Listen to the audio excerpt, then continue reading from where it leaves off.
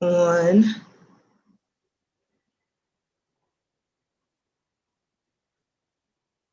the virtual model. Yes, ma'am. Oh, for the part,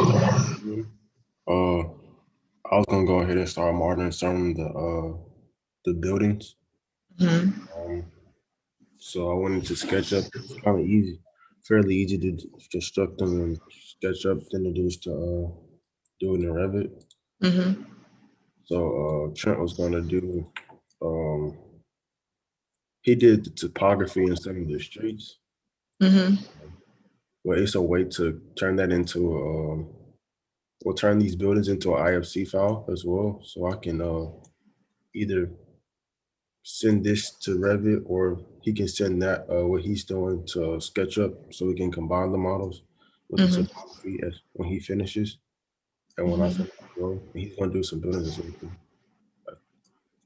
But it's basically what it looks like so far.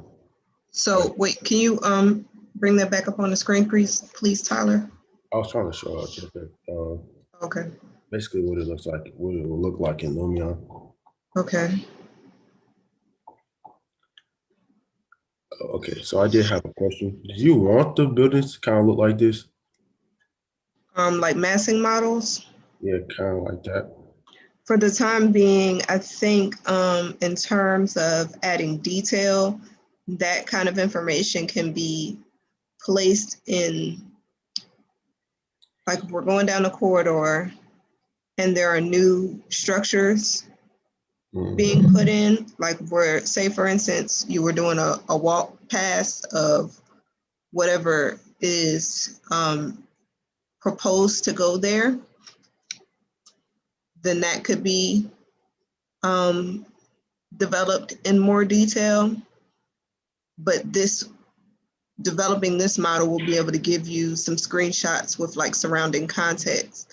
And that's part of the reason why I said to reach out to Dr. Daniels, because even though the photogrammetry process takes a longer amount of time, if we can integrate those pictures or those scans of the buildings even to the front facades of the photo masses, of the context masses, then as we're walking down the street, you can see what needs to be placed there.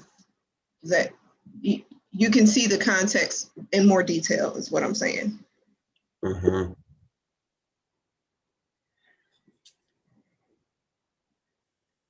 So yes, for the time being, it's going to look like this.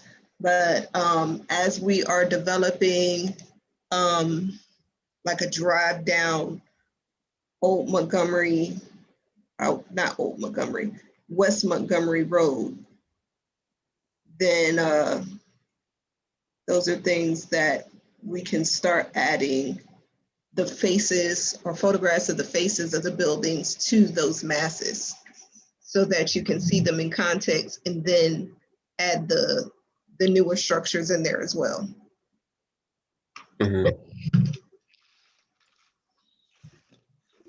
I like what you said about the photogrammetry, Professor. So the building, I think you talked about this building, it was either last class or Monday's class. It was a historical building. It had a marker on it. I think Professor Daniels has a model of that building already because he asked us to take pictures of that one with the drones. So he might have a model of that one. I'll have to check with him. But, I think the one that's owned by Fred Gray, that's like directly across from the main gates, that's what you're referring to, Trent? Yes, ma'am. Okay. Yeah. And also, so if we have like front facade pictures or side facade, we can add the facades to Lumion to give it a little more of a realistic look. Yes, I agree. Especially if the buildings are in good condition and it's not something that we plan on adding any additional thing to, then yes, that is definitely something that can be done. So yes, continue to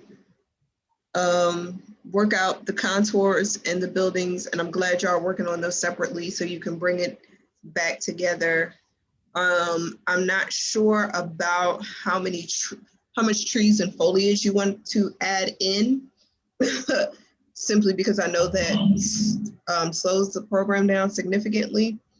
So we're just going to have to kind of do this in steps and layers and see how far we can push these programs, and then determine what we can actually add in the video and what we will have to create as stills in like still renderings, and then add stuff in Photoshop. Definitely.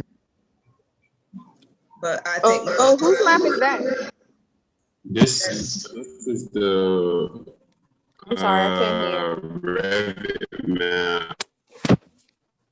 Can you hear me now? What the hell's happening? I'm sorry. Hello. Yeah, can you hear now? Yeah, now I can. Yeah, so this is the Revit map. So like Tyler was saying, like the buildings came through on here, but they're all the same height. It is really hard for me to model these on Revit. So that's why he's doing it on SketchUp. And then we're just gonna combine the two. So right now I'm just outlining the roads. And something's wrong with my Lumion. I wish I could show it to y'all on Lumion. But right now I'm just outlining Greenwood. It takes a while to do, but I'm managing it. Because that's the kind of map I need. Yeah, I sent so. But I need a broader, like a whole Tuskegee type map. So I'm going to show you how to edit the map that you currently have to facilitate what you need. I think the biggest issue with that particular map that you have right now is the legend that's there. So if we can get rid of or fill in that map, then that will be less cumbersome for you. What's his name? Mr. Phillips send you the Adobe file? We'll have to reach out to him. No, I don't know. Like I said, the blank, raw, uncut, unedited, and he sent me the same map that we already have. Send me what he sent you, because I want to see if I can edit it in Photoshop. Okay. Well, no, it's the one you sent us. It's not the orange one. It's the regular one with without. It's not the orange one, but it's the one with the land. It's like the topo, but they edited over it with all the red lines and the legend. It's still the same map. All right, we're gonna work it out. Thank you. Thank you, Trent and Tyler. So I feel like y'all are on track. Next team be our physical model making team. Where are we at with that?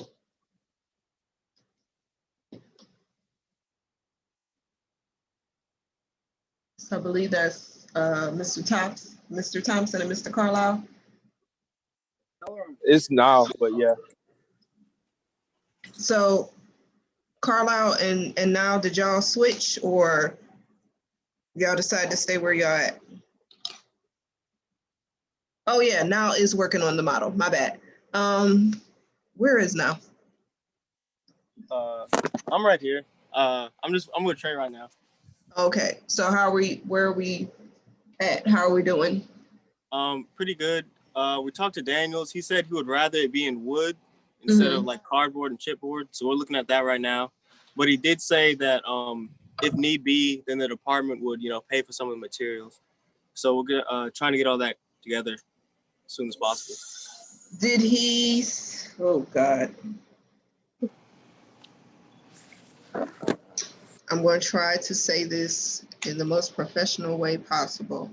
Did he mention the parameters that needed to be covered in terms of the physical model? Like, did he give you some boundaries? No, he did not give us any boundaries. But What you mean, like the size of it, or like how much is the model is covering? Exactly, the second part. No, he didn't. But we were gonna try to go for that old Greenwood map that's on the concept board, Mm-hmm. like that size.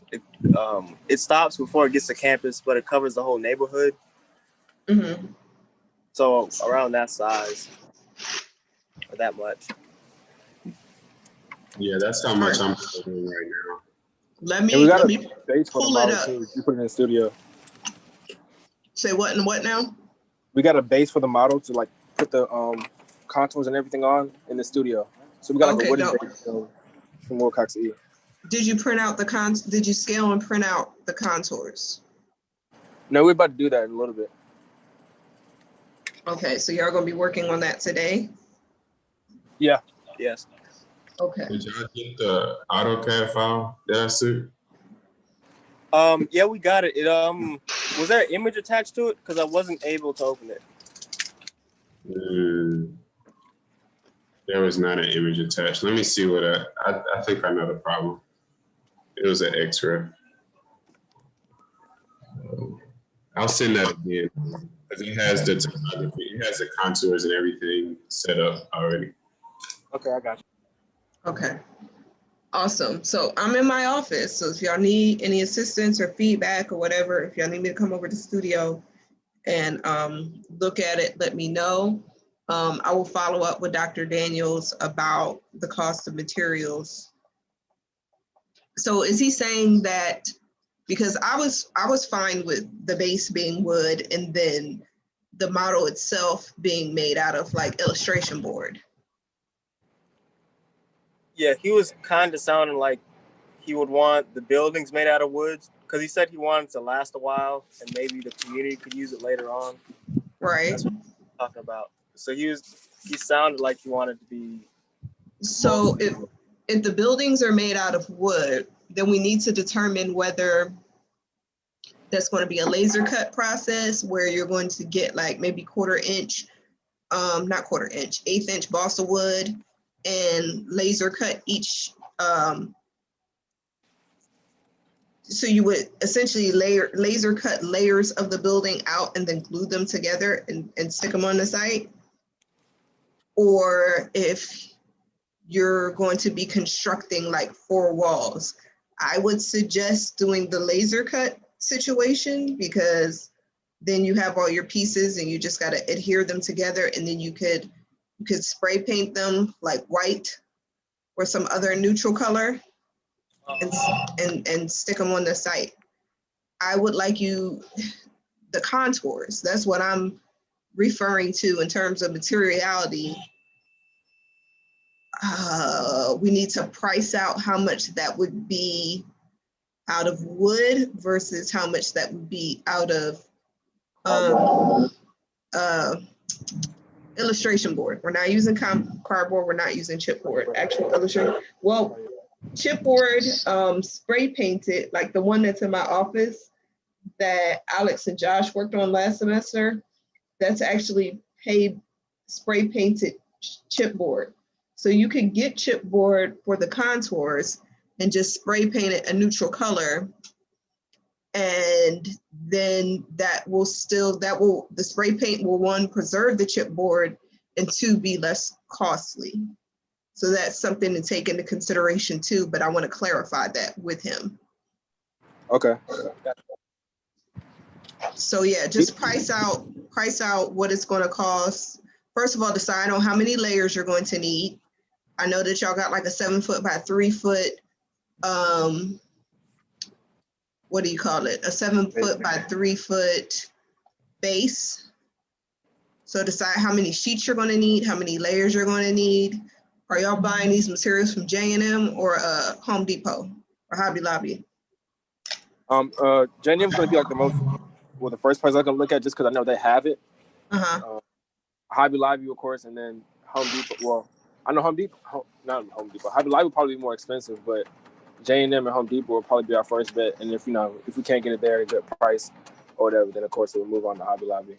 Because I'm wondering if you're going to be able to find 1/8 inch sheets of wood enough of it to do actual contours. I don't, in my mind, that's not the best option economically. There are ways to preserve that material, like I mentioned, without having to do everything in wood. So if we do the contours in chipboard and illustration board, I would go ahead and price that out.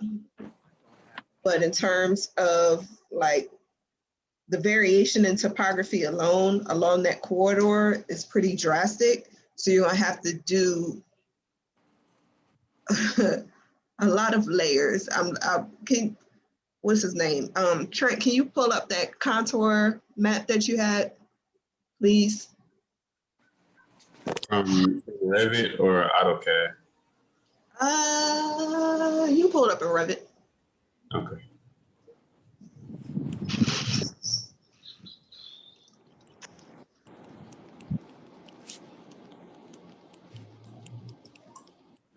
Let me do something real quick.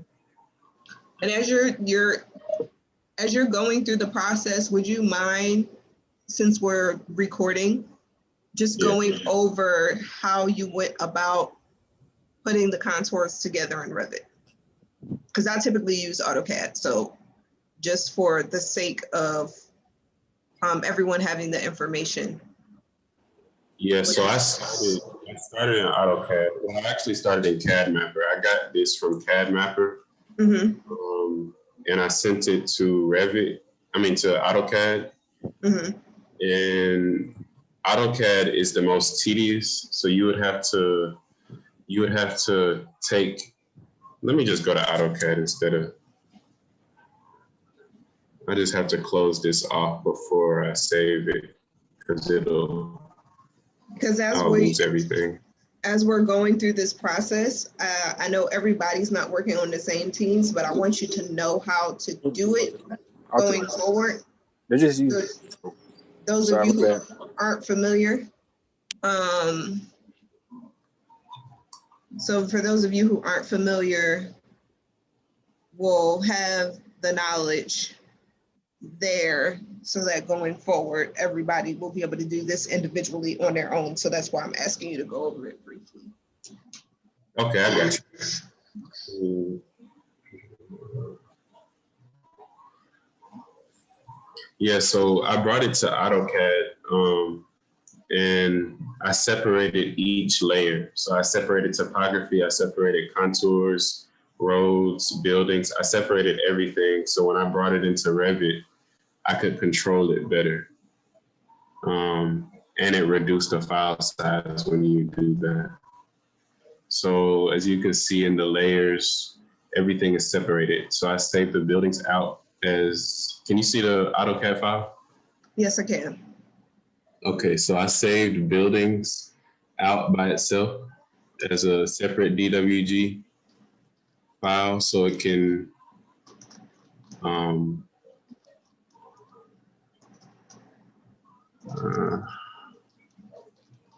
so you brought this in from CAD Mapper, you put the buildings on a separate layer.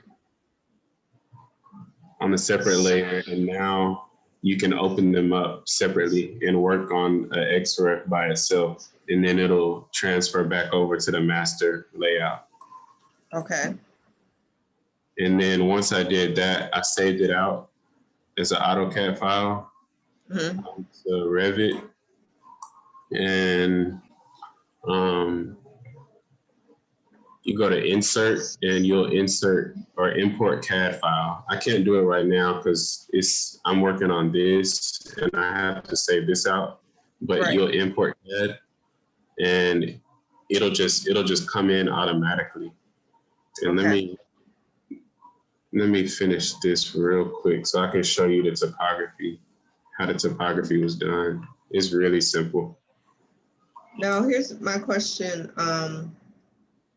How frequent are those topography intervals?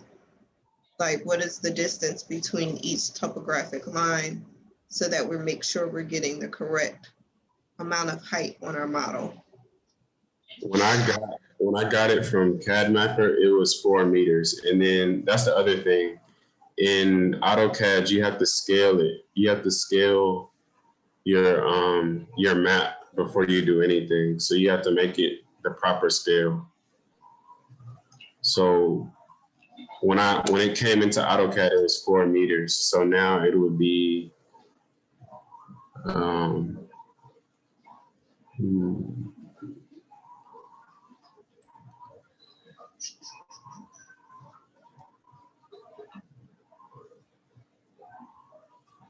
so this one shows a distance of 127 feet. So that's pretty far for a contour.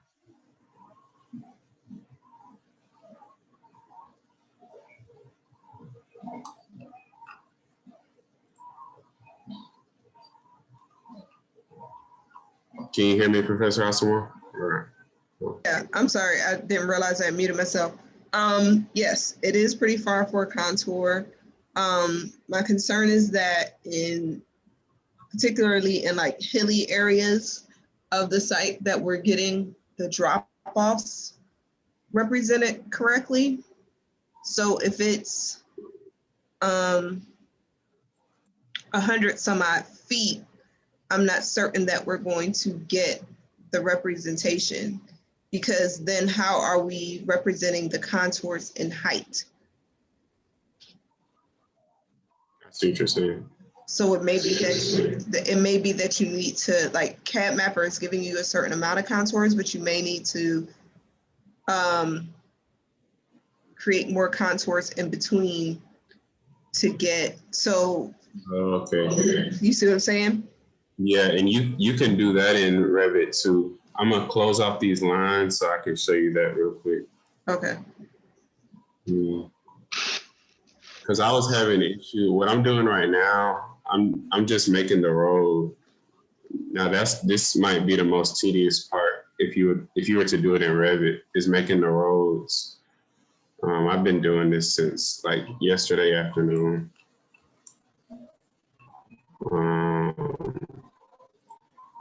And continue to save everything because it will delete. Yes, always save, always back up, please, as y'all working through these programs. Another thing, so students who are going to buy materials for the physical model, and you're using this contour map, what you're probably going to have to do, you should do a drive-through of Tuskegee, because you might, in certain areas where, you know, the land dips off, it might not be represented accurately right now. I know you can adjust it in Revit, but for those of you who are building the physical model, you really want to make sure that your scale is representative of your terrain. So if you're doing a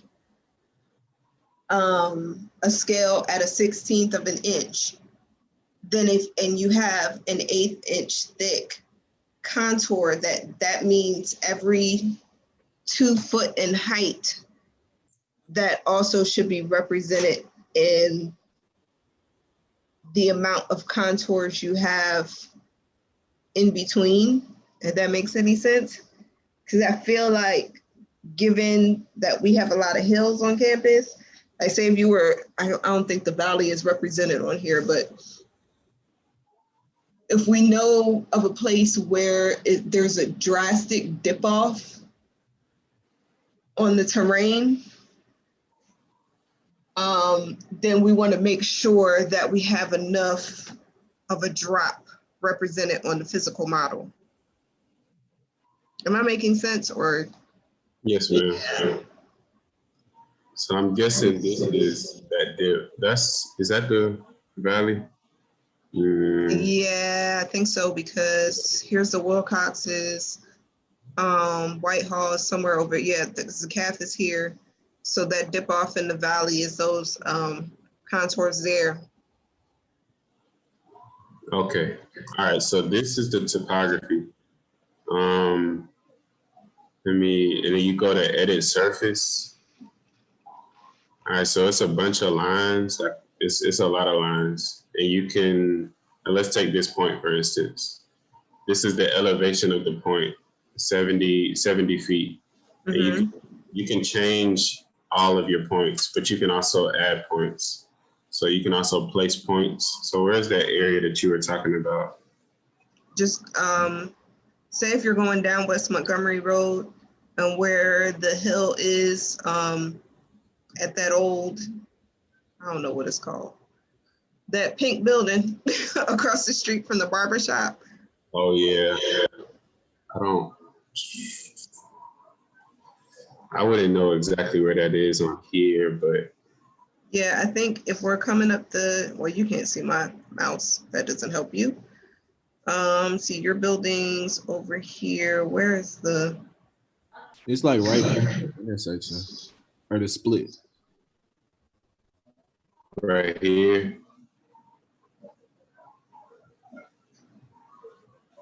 I'm having problems with the orientation. I'm not sure exactly where we are.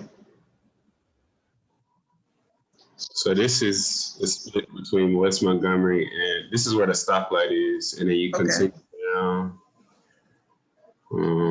Yes, so right in there where you just highlighted that little blue node, and you can see like the contours increase. Correct. Like the intervals increase. Mm-hmm. So I just want to make sure that whoever is doing the physical model, that representation is accurate. So can you click on that and see what the height of that contour is? Yeah, so this is 96 feet. Above sea level? Or? That is what I don't know. I don't know that differentiation. Like between sea level, like above sea level. I'm not sure about that. So what will help is if we go, what will help with accuracy is if we go into Google Earth and take an elevation path snapshot of that particular area to determine how far, it'll basically like show you a section cut of the land. So I can show you what I'm talking about. Hopefully I remember how to do this. You want me to stop? Yes, please. Okay.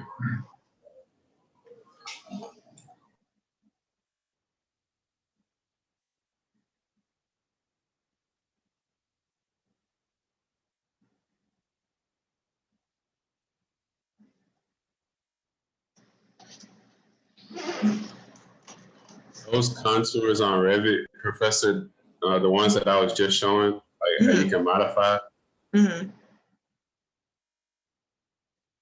they might be accurate, but I'm gonna do some more investigation to really see I can't if they are. Because just by looking at that in the valley, that looked more accurate than I thought it was. So I'll continue to check. It's just a matter of the team that's working on that physical model, making sure that all of that is built up correctly and that it's to the appropriate scale, because the contours are not necessarily at 1 foot or 2 foot intervals. Right. So if they're at 100-foot intervals, then we need to determine how many contours we would need to represent 2 foot intervals, because we're going up with an 1/8 inch material, we're going up 2 feet. I see what you're saying. Yeah. It's a little easier to manipulate on the virtual model, but on the physical model, what I see represented will probably give them a more gentle slope than what they're looking for if they're going to use an 1/8 inch thick material. Okay. So just may require like offsetting and creating some additional contours in between.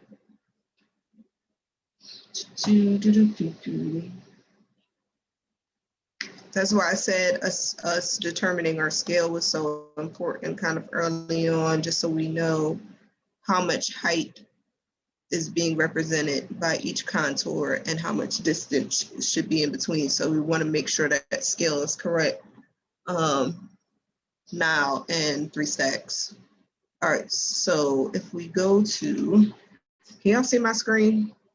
Hold on, let me share. I'm on Google Earth. This is Google Earth Pro.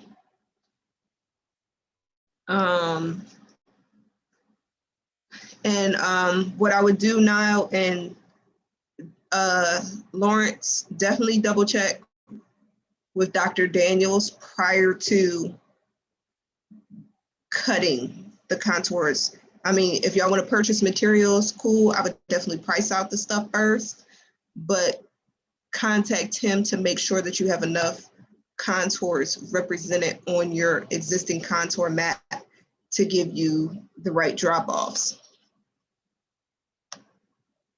Okay. That's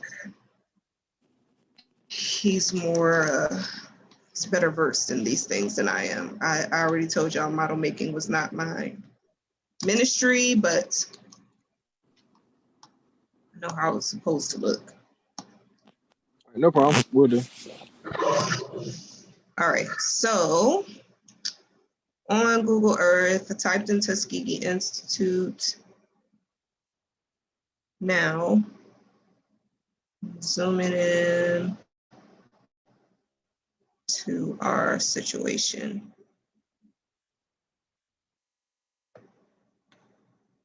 All right, so as we're going down this road, we know that there are a couple of dips in elevation or rises in elevation.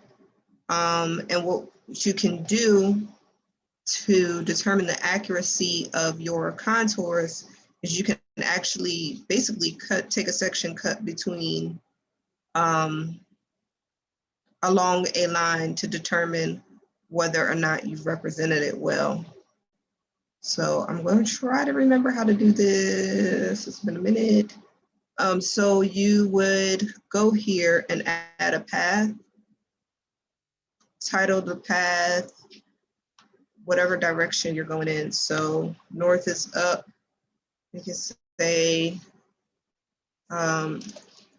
north, south, elevation. West Montgomery Road.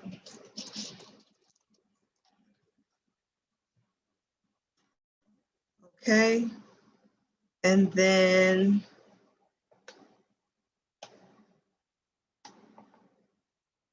dang it, what happened? You click on that. I don't know why it's doing that. Altitude. All right, give me a second, y'all. You know, it takes me a minute for me to think through these things out loud. Add link, add, no, I don't need you to do that. Oh, don't close the box. That was what I did not do correctly. So I'm gonna just say north, south, Montgomery.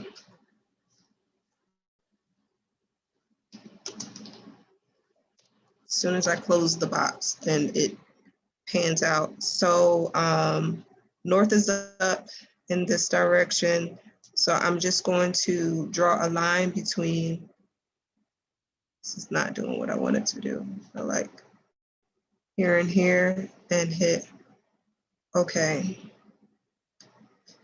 Now I can go back to this if I did it correctly.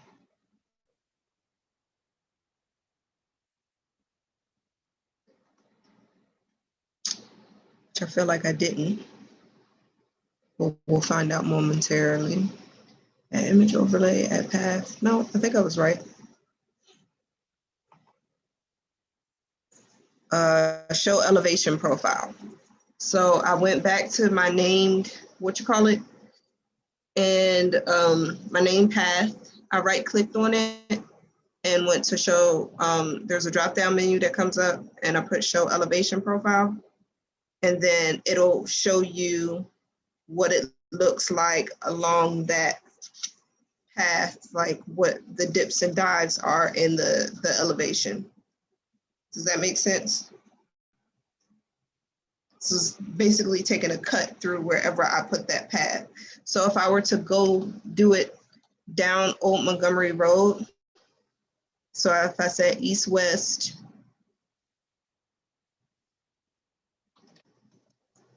on Old Montgomery Road, can't spell, nothing's new. All right, before I hit OK, I want to start drawing my path line. Oh, that was horrible.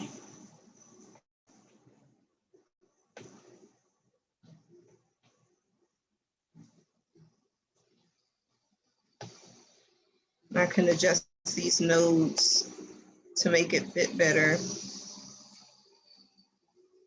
Are they cutting the grass?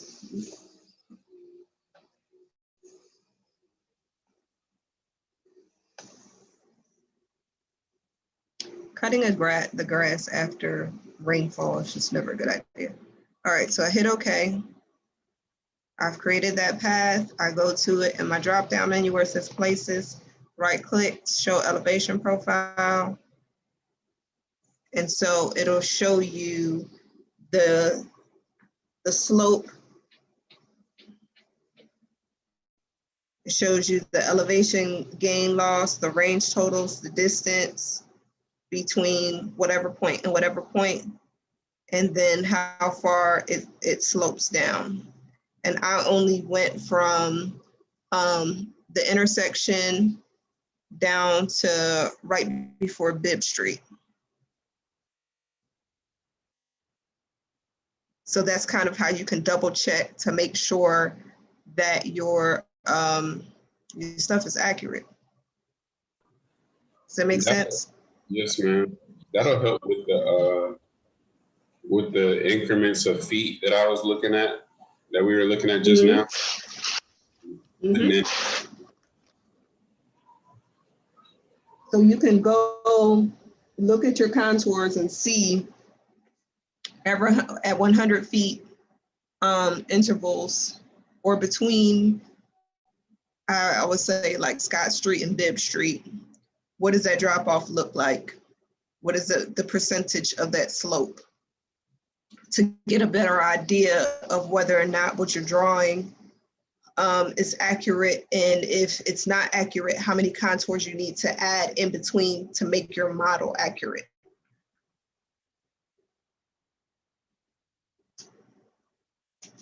And I can't take credit for this. Joshua Gordon showed me this last semester. So we're all learning. And what's great about Google Earth is you can literally do this anywhere in the world. So when I was working on a site in Ghana and I was trying to figure out whether or not the slope that they represented and was accurate, this is what we used. And remember, as you're reading this, even though you drew the, what do you call it? You drew it from east to west, going east to west. I think it actually reads, it doesn't look like it reads the right way, but this is your westernmost point, like coming up at the intersection, and then it goes up and then drops down. And so if you're looking at that red arrow that's on the screen, it's showing you exactly where, you know, what direction it's going in. And I'm just literally just sliding my mouse along the slope. So you know it's going down West Montgomery in the westerly direction, just so you can orient yourself to what view you took, what path you took. Okay, so I hope that helps both modeling teams. I would heavily suggest that y'all work together to make sure that that is accurate before you start cutting out anything, but definitely go and price your materials today. Lawrence, and Mr. Johnson.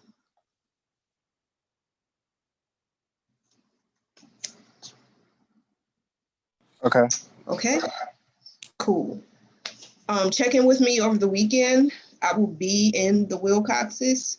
So that way, if we need to print out a copy of the contours, just in case y'all don't get back from Auburn in time before class ends, if we need to print out a copy of the contours and see how many contours we need to add in between to get accurate slopage, then we can discuss that as well. But tomorrow, Dr. Daniels will be here also. So we're giving a tour. Quick question. I know you said he's going to be here tomorrow. Do you know what time he'll be coming on campus? Or I will be here. We'll both be here around noon. around noon? But we're giving a tour around that time. So you probably want to catch us afterwards. I'm not sure how long he's staying, but I'll be around. Okay. All right. Thank you. Mm-hmm. Okay, so I hope that was helpful to everyone. Trent, was there anything else that you wanted to go over in terms of like developing the contours and what you call it? Not entirely. I was just gonna share real quick what I have from AutoCAD. So this is the current contours that I have, and these can be modified. So I'm gonna send this in the in our email that you started. Okay. Yeah, I definitely think building, you're going to need to add more contours in for the site. Yes, or ma'am. use a thicker material to represent the base. So now in Lawrence, I keep wanting to call you 3 Stacks, I'm trying to use your proper name. Consider that as your, all right, cool. Consider that as you're pricing out materials, whether or not you want to use a thicker material to represent your contours. That'll just mean that your spacing is different. So one of the materials I used, and it got a little interesting to cut, but it's also a consideration. You can use foam core, but foam core, I don't know if that works with the laser cutter. I feel like you might be able to score it, but it melts. There's also like this hard plastic stuff. Hold on, I'll show it to you. It's like a corrugated plastic. And that's the stuff that they make signs out of. The only thing is, I think in between, you'll get, how do you call it? You'll see the corrugation in between as you're cutting it. So corrugated plastic is an option. I think with the laser cutter, I've used cork before to make contours. Cork, it gives an interesting texture to the ground. However, when you're cutting it, depending on how dry or moist it is, it tends to crumble. So that can be an extra process in itself, where you have to like moisten the cork to cut it smooth enough to represent the contour. It was a pain in the butt, but thankfully I didn't have a lot of contours with that project. I would definitely, yeah, my advice would be to stick to chipboard or illustration board because it's less expensive and you can spray paint it to make it look more professional, I think. So if you were to do an all white base and then your buildings were in wood, then you have a long lasting situation there. I look like I haven't gotten any sleep. Okay, so thank you, Mr. Scott and Mr. Littles for your update. Thank you, Mr. Thompson and Mr. Johnson. Who's next? Mr. Dildy and Mr. Carlisle? Yes, ma'am. So I just share the screen? Yes.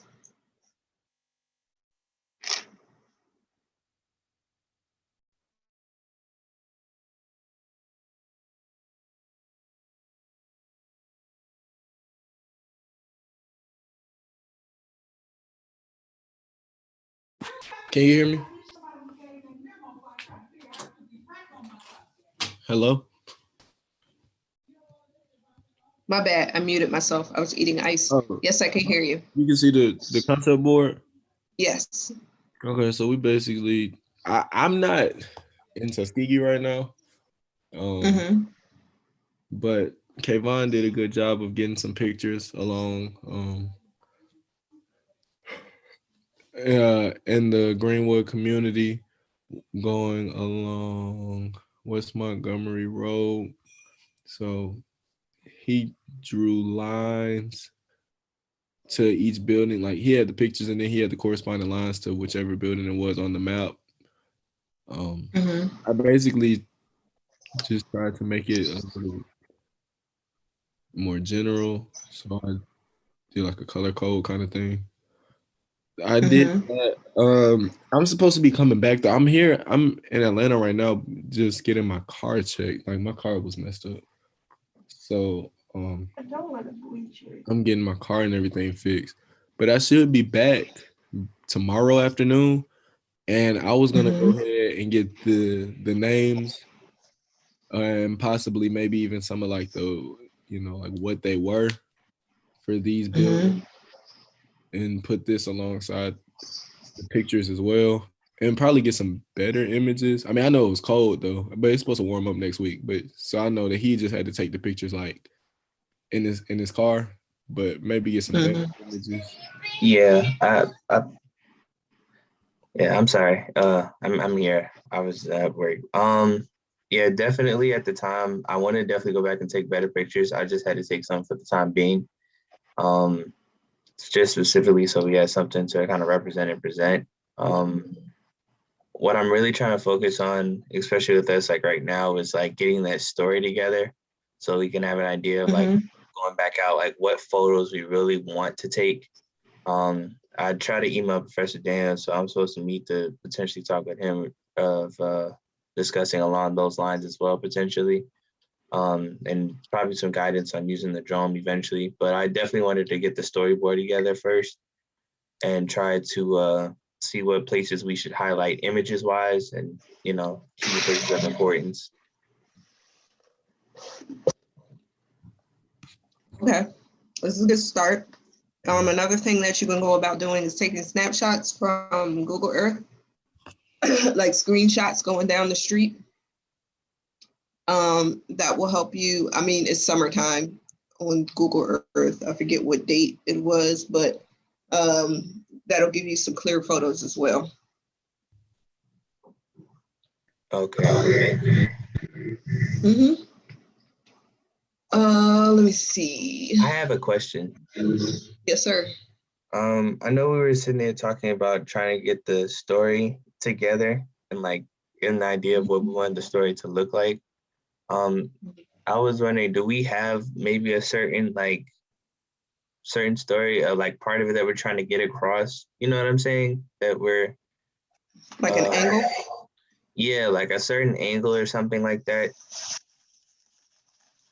I would definitely focus on the historic nature of the Greenwood community as your premise, like the importance of that, because the whole point behind this project is that the District 1, which represents Greenwood and Tuskegee Institute, they're looking to develop funding to get Greenwood identified as a national, on the Alabama Historic Register. So they want it recognized as a historic community, and they also want to preserve any historic buildings that are currently still intact. In addition to coming up with ideas of how that corridor or that triangle, not really a triangle, more of a trapezoid, but you know what I mean, that area can be revitalized. So I would definitely start with the significance of the Greenwood district, because everyone focuses, I think people from the outside coming in focus on the city of Tuskegee as a whole, when realistically it wasn't the city of Tuskegee that made this area relevant. It was the Greenwood community, because that's where everything was happening. That's where the university is located, with the exception of like Moulton Field, but even Moulton Field was established by Robert Russell Moulton. So for the, training of the Tuskegee Airmen, prior to that, they were in the Wilcoxes. So everything that really a vast amount of the history related to our culture resides in this community. And so the redevelopment and the revitalization of that is your angle. Okay, thank you. Mm-hmm. You want me to stop the sharing now? Mm-hmm. Okay. Thank you, Mr. Carlisle. Yes, ma'am. Thank you, Mr. Dilty. No problem. Okay. I'm sorry, I had to take a bite of my sandwich. I'm very hungry. Where are we mapping team? Mr. Davis and Ms. Wallace? You know where we are. I do, but I want you, We need I'm to not know. asking you if I know where you are. I want you Okay, so to where explain to the class where we are. on the maps. We have 8 maps that we have to do. We have the listings for what we need on all our maps. We are just currently trying to get a blank map of the whole Tuskegee so that we can add on to the amenities and traffic and all the other things.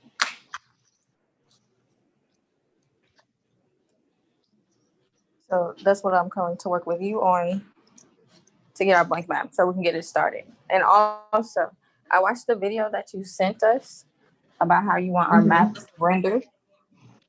But his rendering was for us, like, it was fake. It was just something he made up. So, like, because our rendering, we wanted to look like Tuskegee, correct? I'm not sure what you mean by it looked like Tuskegee. Like how Tuskegee looks now. Like, he rendered his to look like a place, but it was a fake scenario anyway. So I don't know where the place was. Ours needs to look like it's actually in Tuskegee, correct?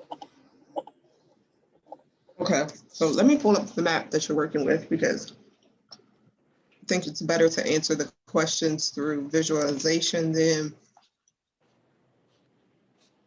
I'm so sorry to be chewing you guys. I think it's better to answer the question from a visual standpoint than to guess. So let me pull up the actual video first, and then we can see how we can apply the techniques to the map that you have available to you. Yes. Okay. I can switch to my computer. Hold on. I just got back home.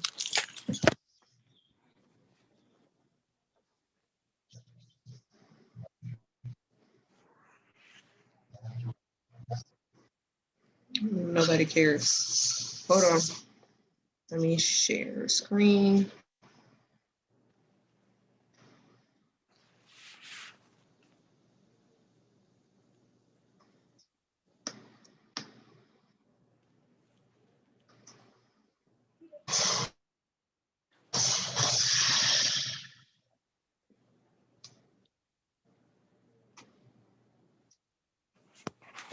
Okay, can you let my computer in?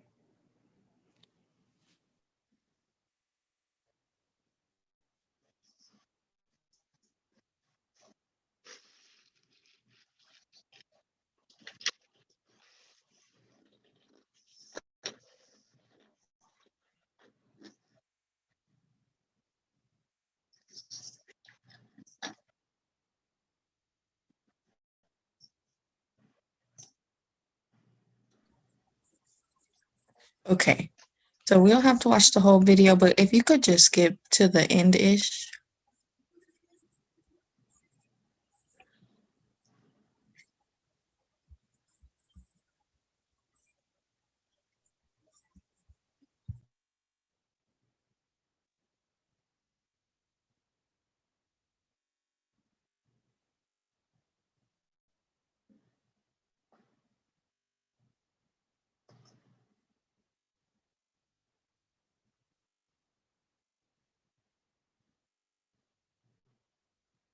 So are you asking me whether or not I want you to include like textures and road work and everything? Like, what is it?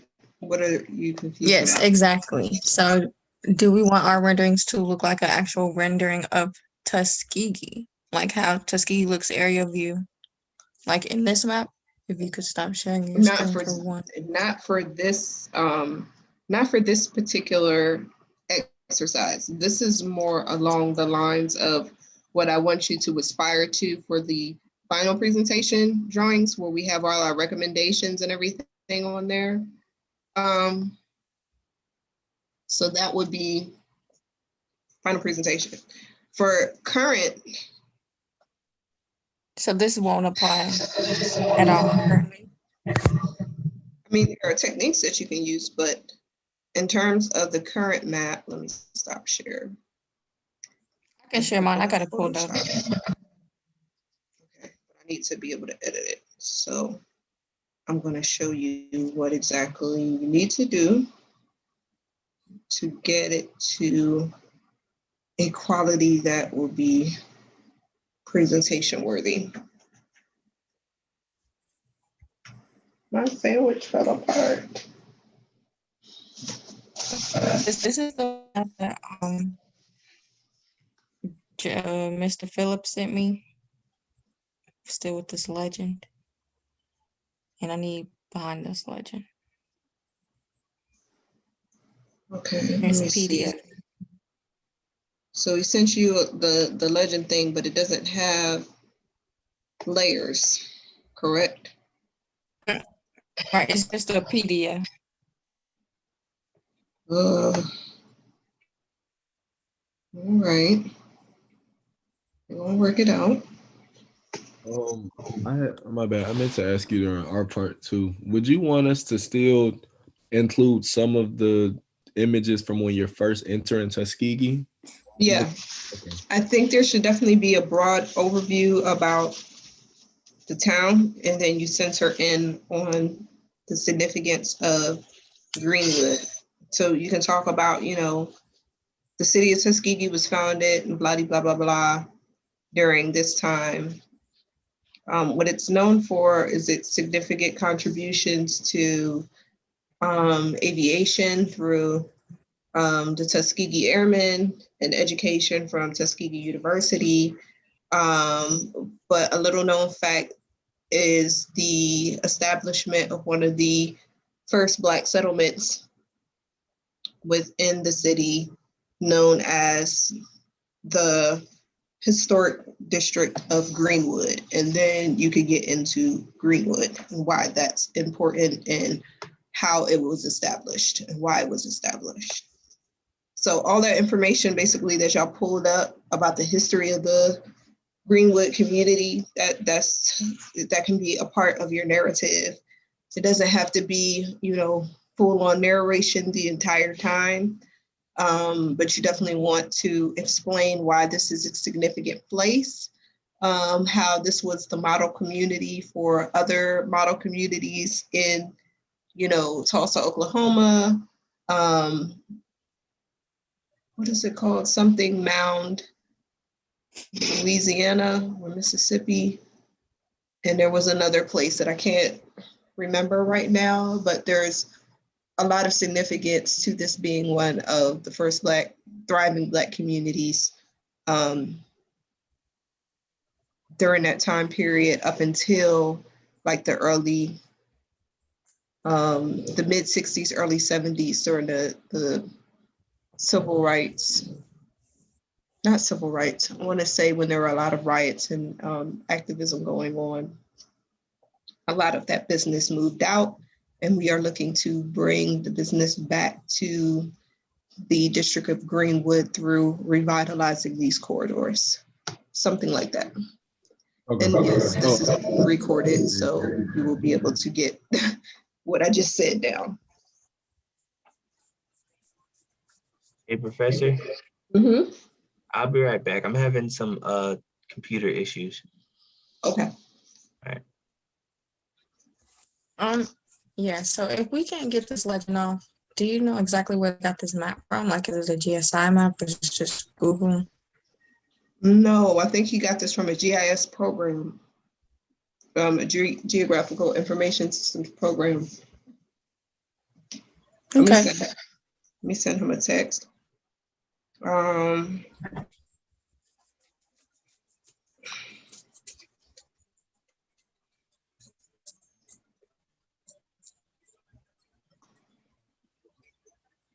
Because it's locked.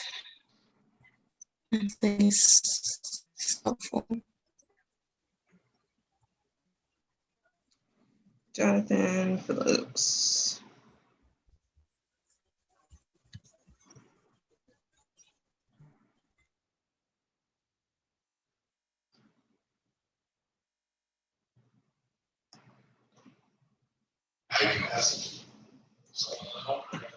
Oh, my bad, hold up. I'm gonna send him a message and I'm going to download the map so that we can view it and see what different techniques we can do to utilize what we have. Looking in the right window. Oh Lord, it's hot in here.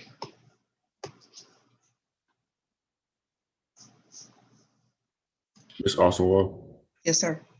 So do you remember like how the buildings kind of like resemble the gable roofs? Did you want the gable roofs like on all of them? Or like some of them can be blocks? I think it's important for you guys to determine what your views are going to be as you're rendering this. Like really determine what it is that you want to show so that you're not over rendering the model. Because the idea is that you'll have an overall like 3D overview. Like if you were to do a bird's eye view of current Greenwood, and then you bring in the model and the model shows the improvements. So you want to focus on what views are going to show the improvements. So if it's necessary to put the roof on a house or two along that corridor, then yeah, but I don't think it's necessary to put them on every single building in the plan. Oh, so you mean you wanted like the intersection of Franklin Road and West Montgomery Road? Yeah, so if you're looking at the intersection of Franklin Road and West Montgomery, if you were to go down West Montgomery and show the improvements that are happening along that corridor, between, you know, the intersection and the post office, right? And then you could say, all right, we're labeling this as phase one, and in phase one, we're going to focus on attracting businesses to this corridor by providing facilities for blah, blah, blah, blah, blah, right? Then phase two might be the development of the Franklin Road branch of that split off. So, excuse me, then the Franklin Road, you would show the homes, and this is going to be residential and cater to Airbnbs along this corridor or something like that. And we're going to upgrade the facades of these historical buildings. Like we're making recommendations. So we're just showing people visuals of the recommendations that we're showing. So it'd be Old Montgomery really and Franklin Road that you're showing from a street view. So if it's necessary to show the pitch of the roof for them to get a good understanding of what those buildings look like along that corridors or those corridors, then I would say yes. I had already done those, but like I was sectioning out to like the rest of the community, and that was like a lot of buildings. So I was just asking. Okay. Yeah. All the buildings in between, we're not going to be able to touch every single property, but we can make general, you know, recommendations for what can be done with these plots of land that are vacant. You know what I'm saying? So yes, I hope that answered your question. It did. Okay, cool. Now, what was I about to do? I was going to download that map, which for some reason I thought I had saved, but I don't. And yes, Jalen, I still have 1 million tabs up. All right, so And you be remembering what is on each of those tabs because you can't see nothing on them. I can tell you vaguely, like, for instance, yesterday I was talking to Rakia about what I wanted her to show on the maps. So this particular thing was showing the analysis diagrams for the maps, right? This is just LinkedIn, so I was messaging somebody on here. This is probably me trying to get to something on my drive. Site documentation, this was something I was going over with Woods. So this was a grant that I was working on, another grant, some more information's on grant. This was an article that I wanted to send to Luis, but forgot. So yeah, I have a general, I have a general idea. I was talking to my therapist, so Google Duo. So yeah, I got a general idea what the tabs are for. I hear you. I need reminders because sometimes, like if I save it out as a, what's it called? Like a thumbnail or whatever. Not a thumbnail. What is the correct term? Like if I save the link, then I forget how to get back to it. So that's why I do it this way.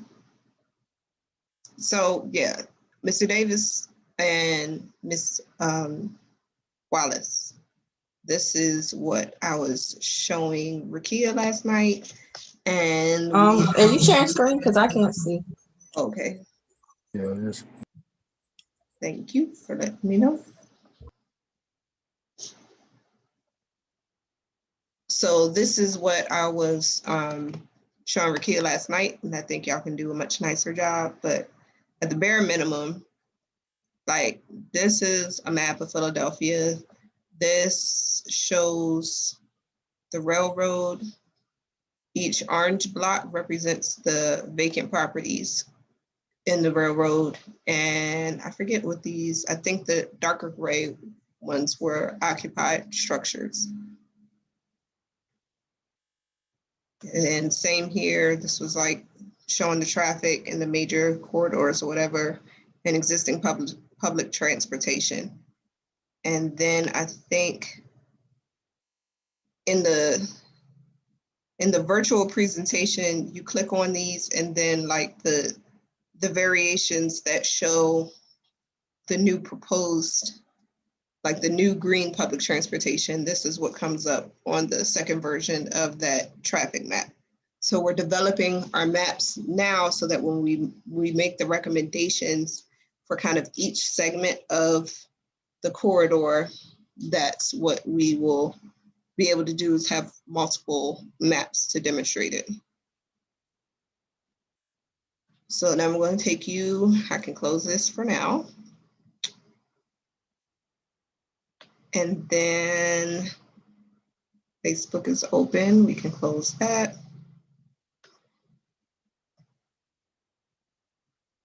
Mr. Fluker sent me the same map, I believe, that you all have.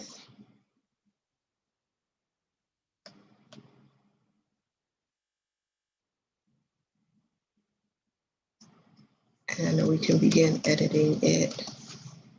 I'm literally about to go get a We Are the Bricks shirt out of the office because it is hot. I'm wearing a sweater. Greenwood map PDF.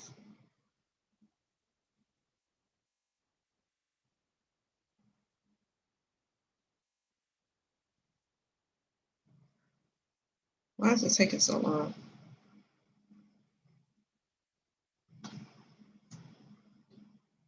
All right, so this is the one you were talking about, Rakia?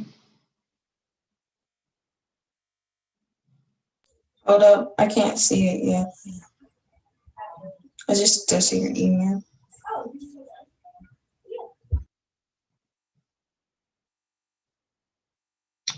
So, I downloaded this. I'm going to open this up in Photoshop. Yeah, but basically those 4 maps are the same maps. And then, yeah, those are the maps I'm talking about. All right, so we just have to do some editing. I don't know why this came But up. I'm saying, Yes. like, none of them got a blank without the legend. I don't know. I don't know what you want me to tell you.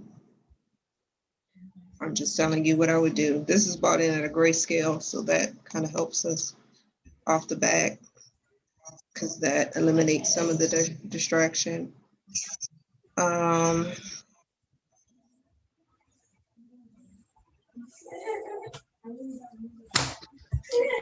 So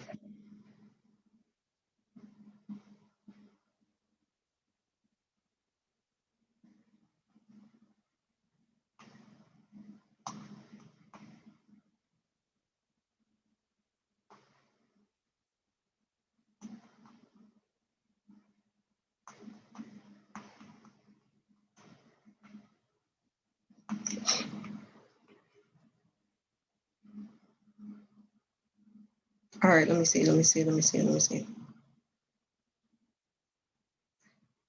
Before I forget, let me send this young man a message, and then we can start doing some editing techniques.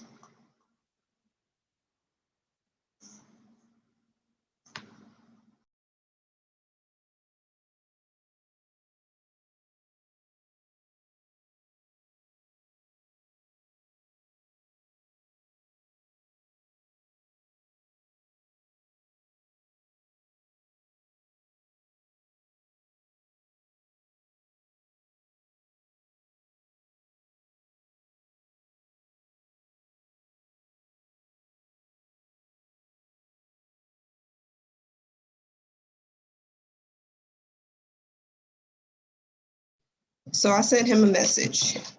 In the meantime, in between time, we can start to break this map down and simplify it a little bit so that we're just focusing on the information that we need for the sake of this exercise.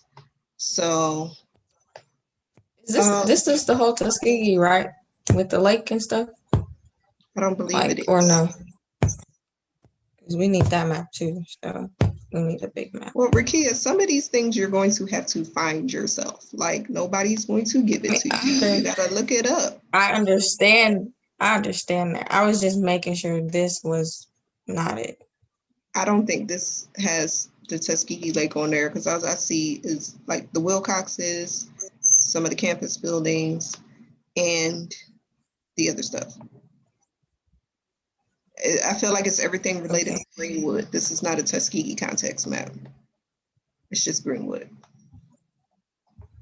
All right, so some of the things that we can do to kind of clean this up a little bit is start putting these things on different layers. So we can take our magic wand tool. Are you on Photoshop?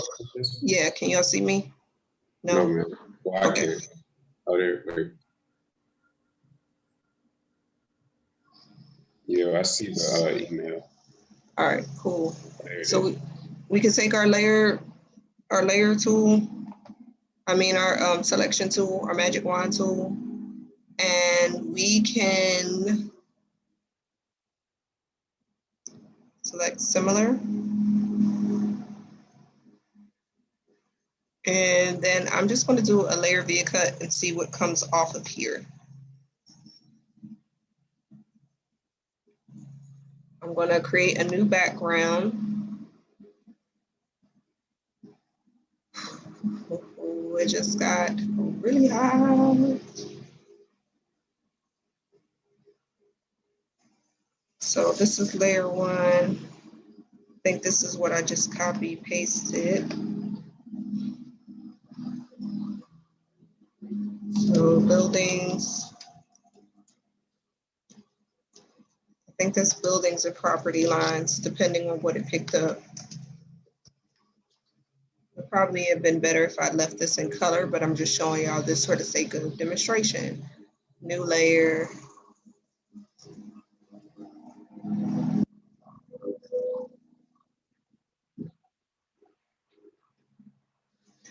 Hold on one second. I don't want this in.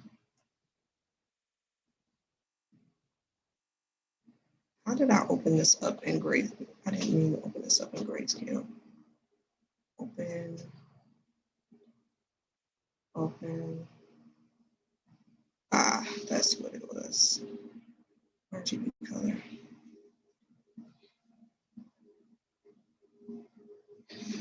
So I'm gonna go in here, do the same exact thing, and I'm gonna try and just separate these things out on different layers using my magic wand tool. It might require some cleaning up in Illustrator afterwards, but for the time being, this is what we're gonna do. And that selected all of my buildings. So I can layer via cut this to a separate layer, and we can have our buildings.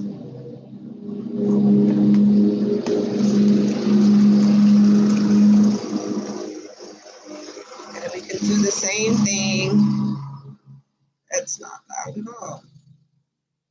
We can do the same thing with our red lines.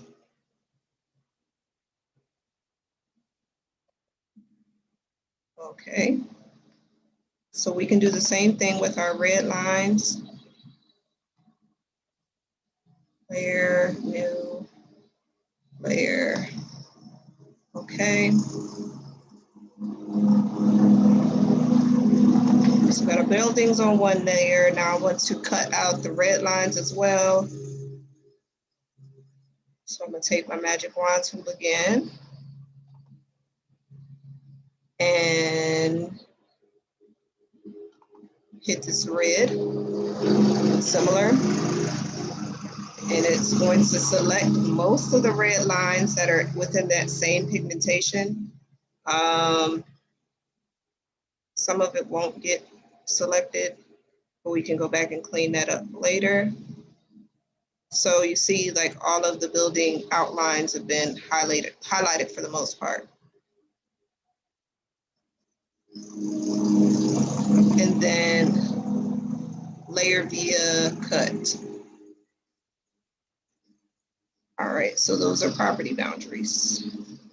Make sure we are labeling our layers. Now this is if I'm going through this because right now we don't have a map with active layers. I did contact Mr. Phillips to see if we could get the map with active layers, but we'll see how that goes. This is the base map.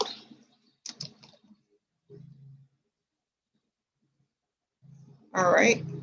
Then we can highlight green spaces as well. Like, everything could be divided into separate layers, just kind of using your magic wand tool and cutting everything out, for lack of a better word. I'm going to take my background, or my last layer. I'm going to call this my background layer.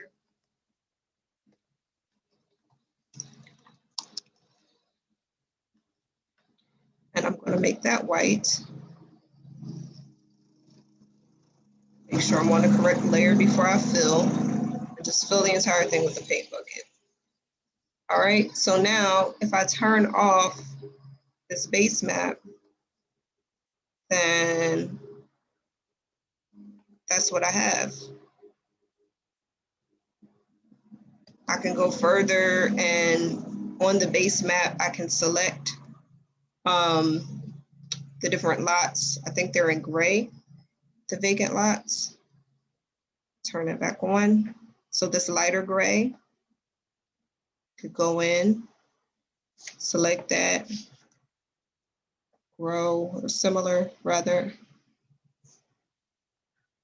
and then do another layer via cut.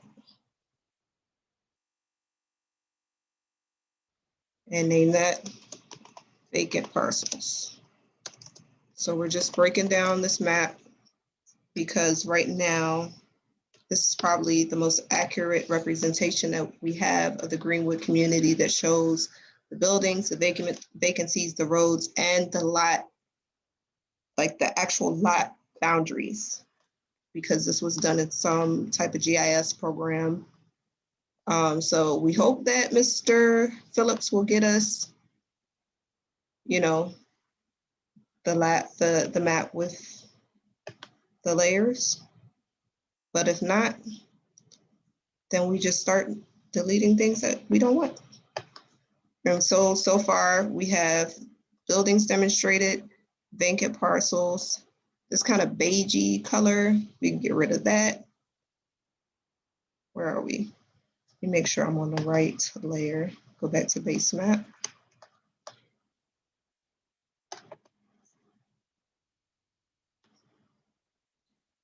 Or we can change this color. I don't know. I would prefer that it was white.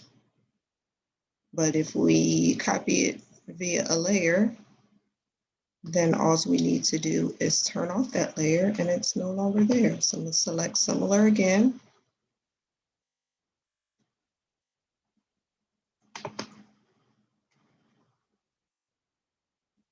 And I don't know what to call this, surrounding beige, or I'm just gonna call it beige for the lack of a better term right now.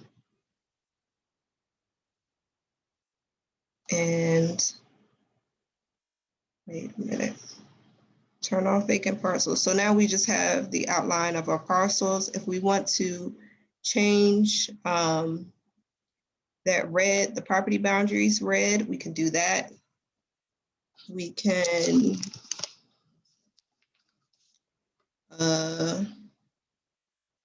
make an adjustment to it. What do we want to change it to? We can make it black and white. We can change the hue or saturation. It's probably the easiest thing. So we changed it to yellow. So if you play with the hue or saturation, you could change it using that. Now it's more of a, I was trying to get to a gray. I can't see very well with this glare on my screen, but you get the general idea. Like all of these things are editable. So I don't want you to get frustrated with the fact that you don't have a map with layers. You can break up the map using Photoshop, and then we could go back and clean it up in Illustrator later if necessary. But just start breaking down your layers. And then once you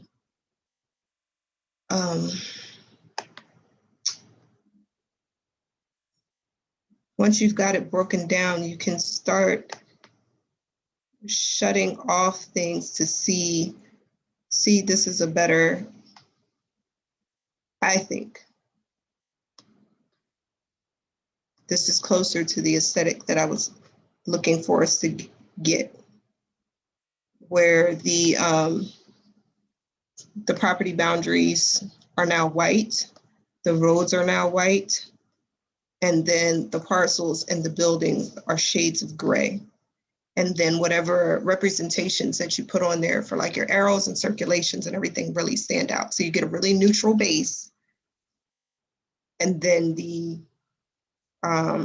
rest of it, you know what I'm saying, Rakia, Mr. Davis? Yes, ma'am. Okay, so again, this is being recorded. If we can get the map without the legend, that's cool. But if not, then we'll work around it. If we got to cut the legend out, we'll cut the legend out, put our own legend there. It's workable. So I don't want you to get frustrated with the fact that you don't have a map with, that looks clean and simple and it's free from all of the information that you want. Sometimes you just got to work with what you have. I think what you showed us, we can make it work. I believe so. Because there was a lot of information on that map, but there's a lot of stuff that you can get rid of. And you could go in with your eraser tool, clean some of these lines up. You can go into Illustrator and make, you know, your paths a lot stronger. But for the sake of demonstrating circulation and where transportation stops are, et cetera, that will be more brightly colored. I feel like I showed y'all what I was trying to get at.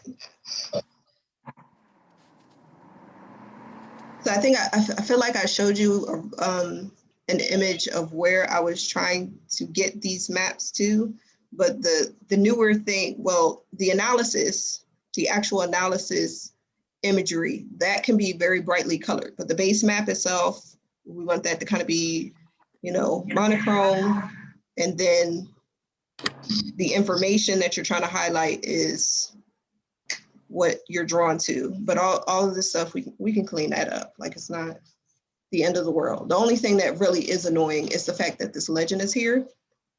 So if Jonathan sends me the Photoshop file, then great. Okay, so I think 3 of our guests from Gensler are in the room, or maybe 2. Mr. Ali Good and Miss Hunjan. Karishma, am I saying your name correctly? Because I feel like I'm not every time. Hi, everyone. First name you got perfect. Last name is Hunjan. Hunjan. There we go. I always tell people it rhymes with dungeon, even though that's like the worst rhyme ever. That's what I have.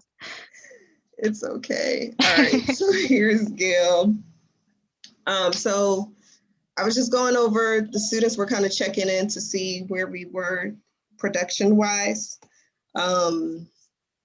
We haven't gotten into any design work yet, obviously. We're still kind of in that analysis and gathering information phase.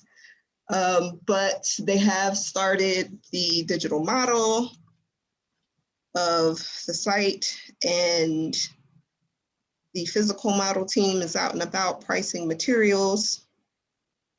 And over the course of the week, we've talked about some virtual storytelling in terms of the overall town itself, and then kind of honing in and focusing in on the District of Greenwood, because that's the clientele we're serving. And then this weekend, we will have the opportunity again to talk to some more Greenwood residents via a Zoom call, because the district is having a meeting regarding what they would like to see happen in terms of revitalization efforts.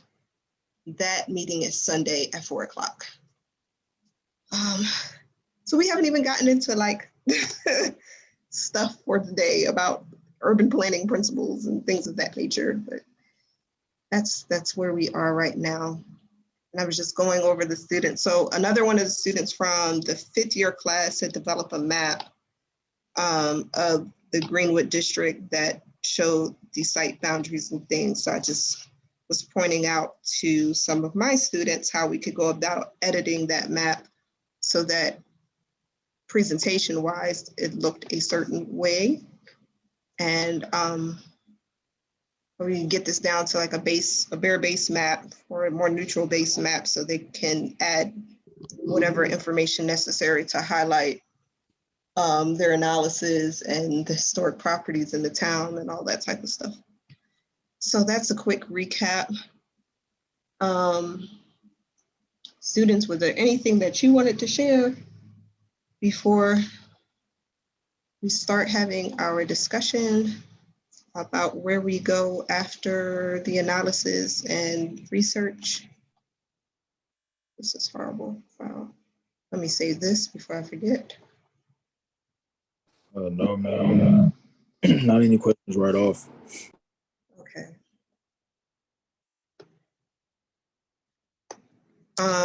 Did y'all, Mr. Scott and Mr. Goodness, Tyler, why can I never remember your last name? Mr. Littles, did you want to pull up the model that you are working on? Yes, ma'am, we can do that. All right, So Rakia and Cedric, I'm saving this out. Did I just save the wrong map? That's a possibility. Either way, I will get this to both of you. Let me stop sharing so that we can get in where we fit in, and then we'll have a discussion about some of the ideas that came up in the charrette, as well as some of the discussion that Ms. Jackson has been having with us over the course of the week via email.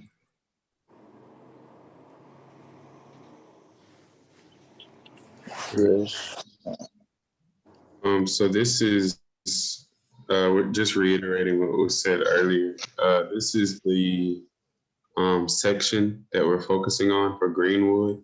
So kind of like the triangle base section here. So this is the outline of the roads, and also typography as well, the contours. That's our main focus for our digital model. And then Tyler Littles will share he'll share the buildings with you all. So this is where we are right now. So what I did, Gensler Guest, is I divided the students up into teams of two to address different kind of deliverables that we needed to produce over the course of the project. So Tyler and Mr. Scott are working on the digital model.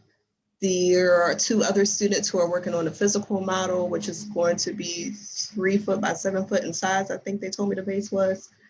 Oh,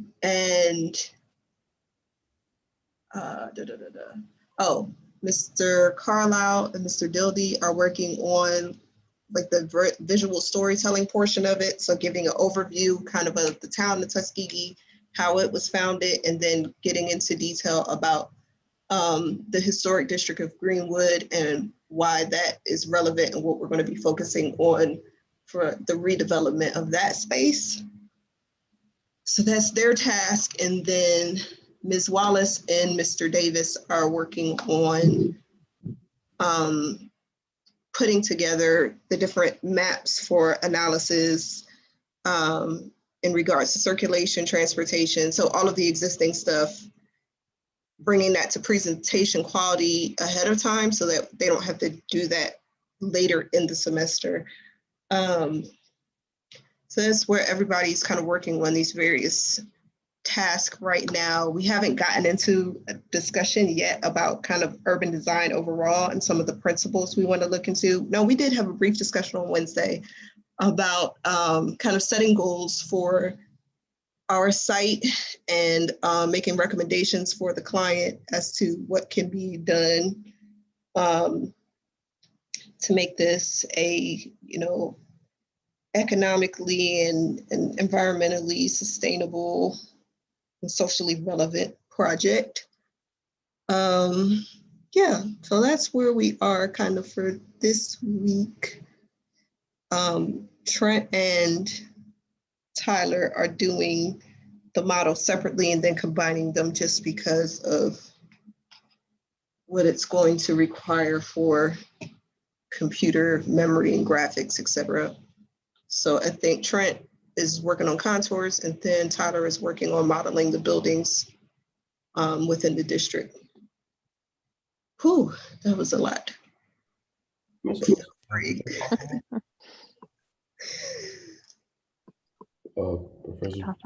Yes, Mr. Littles. Okay, I think I got what you're saying. So you were talking about like this view here. This is like the intersection, right? So this is yes, like coming in. So you want these buildings that are like, on the road to be modeled with the actual graphics that are there, like the building material stuff of that nature, stuff like that. Exactly. So as we're developing this, I mean, some of the exteriors of the buildings are going to change because we're proposing revitalization. So the idea of this model is that we show the actual changes that are being recommended for the community because they would like to see visuals. So similar to what was done for the NOMA competition, if we can do not a maybe a walkthrough, maybe a walk down of West Montgomery Road, and then that portion of Franklin Road that we designated would be the focus. I think that would be helpful for the client to demonstrate to whatever developers or investors she's trying to cater to. So yeah, that walk down that corridor, which of course we got to make a lot of adjustments to that corridor to make it even walkable, but that's the whole idea is for us to kind of explore what kind of solutions would be applicable to this area. Can you help us understand? I don't know if we just need to pull up Google Maps really quickly, just so that we can orient ourselves a little bit with, like, where is the campus related to?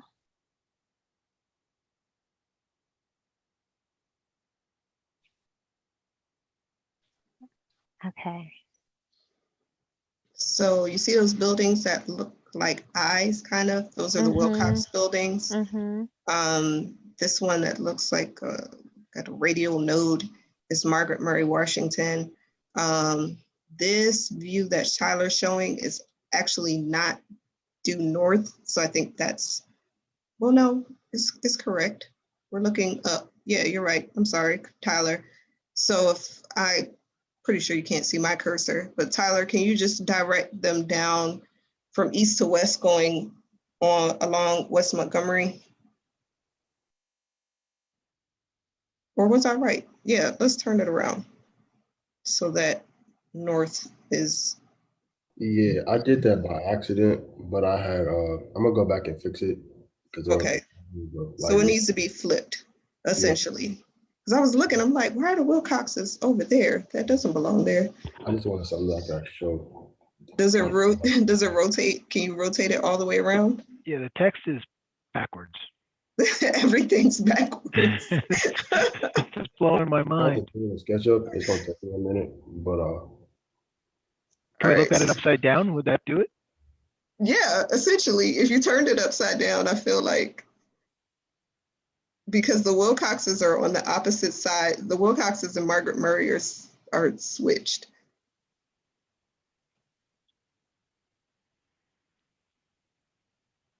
And Tyler, you was just gonna let me sit here thinking I was crazy too. You wouldn't have said anything because we went through this whole model earlier. I was like, something looks different.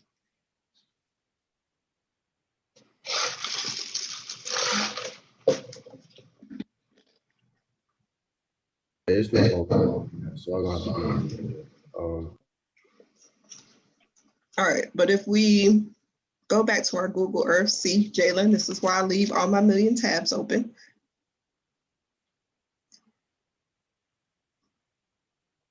Oh, let me see. Oh, I cannot minimize. So we would go back to Google Earth. I can pull it up.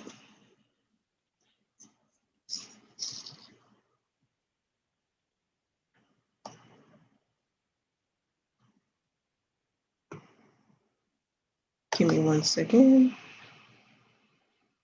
Oh no, it's not what I meant to do.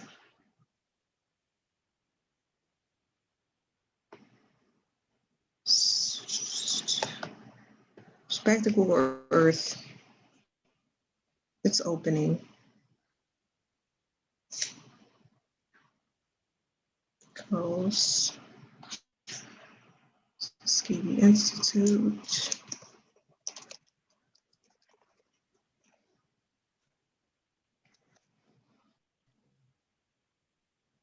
Share screen.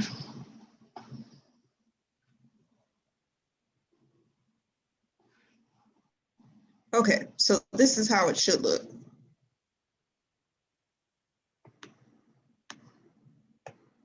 This yellow line is West Montgomery Road.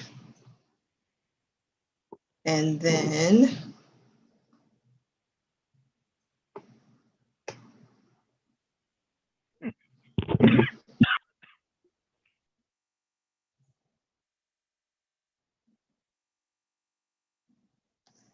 Here's the main entrance to the campus. And so if you're coming down this road, that's where the split occurs. Got it. Okay. Yeah, I think that's why I was confused. This looks familiar. I was lost on the other one. Sorry about that. It's okay. Thank you for bringing my attention. So I was looking like, wait a minute, something isn't quite right. How do I get to the walk around view? Drag to enter street view. What do you mean by that? I think I need to go to Google Maps. Google Maps will do what I need it to do.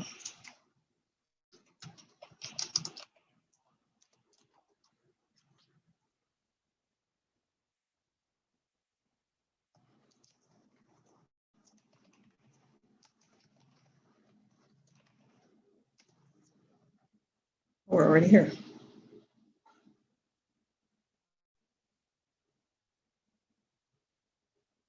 This is actually photos of the campus. Where is this exactly? Oh, this is County Road 53. This is all the way up Franklin Road, so this does not help us.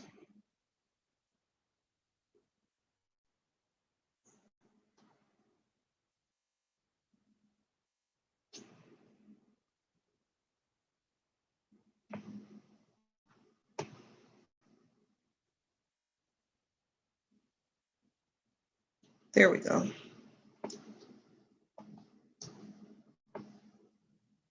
This is on the actual campus. We want to go further out here. So if you're coming out of our campus through the main gates, it's just not going to let me be great. Let's go back. I'm not seeing anything moving on the screen.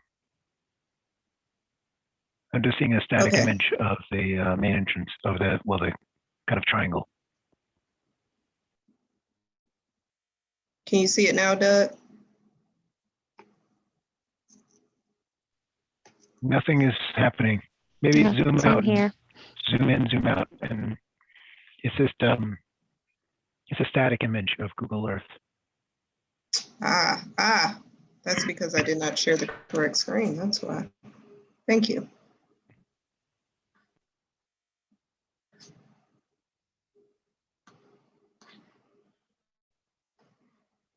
Okay.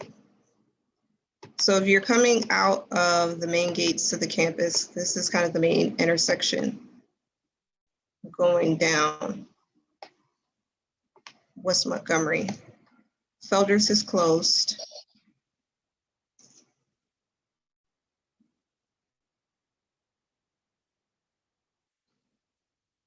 Going further down this street, there are a number of vacant properties. There are some residences that are occupied.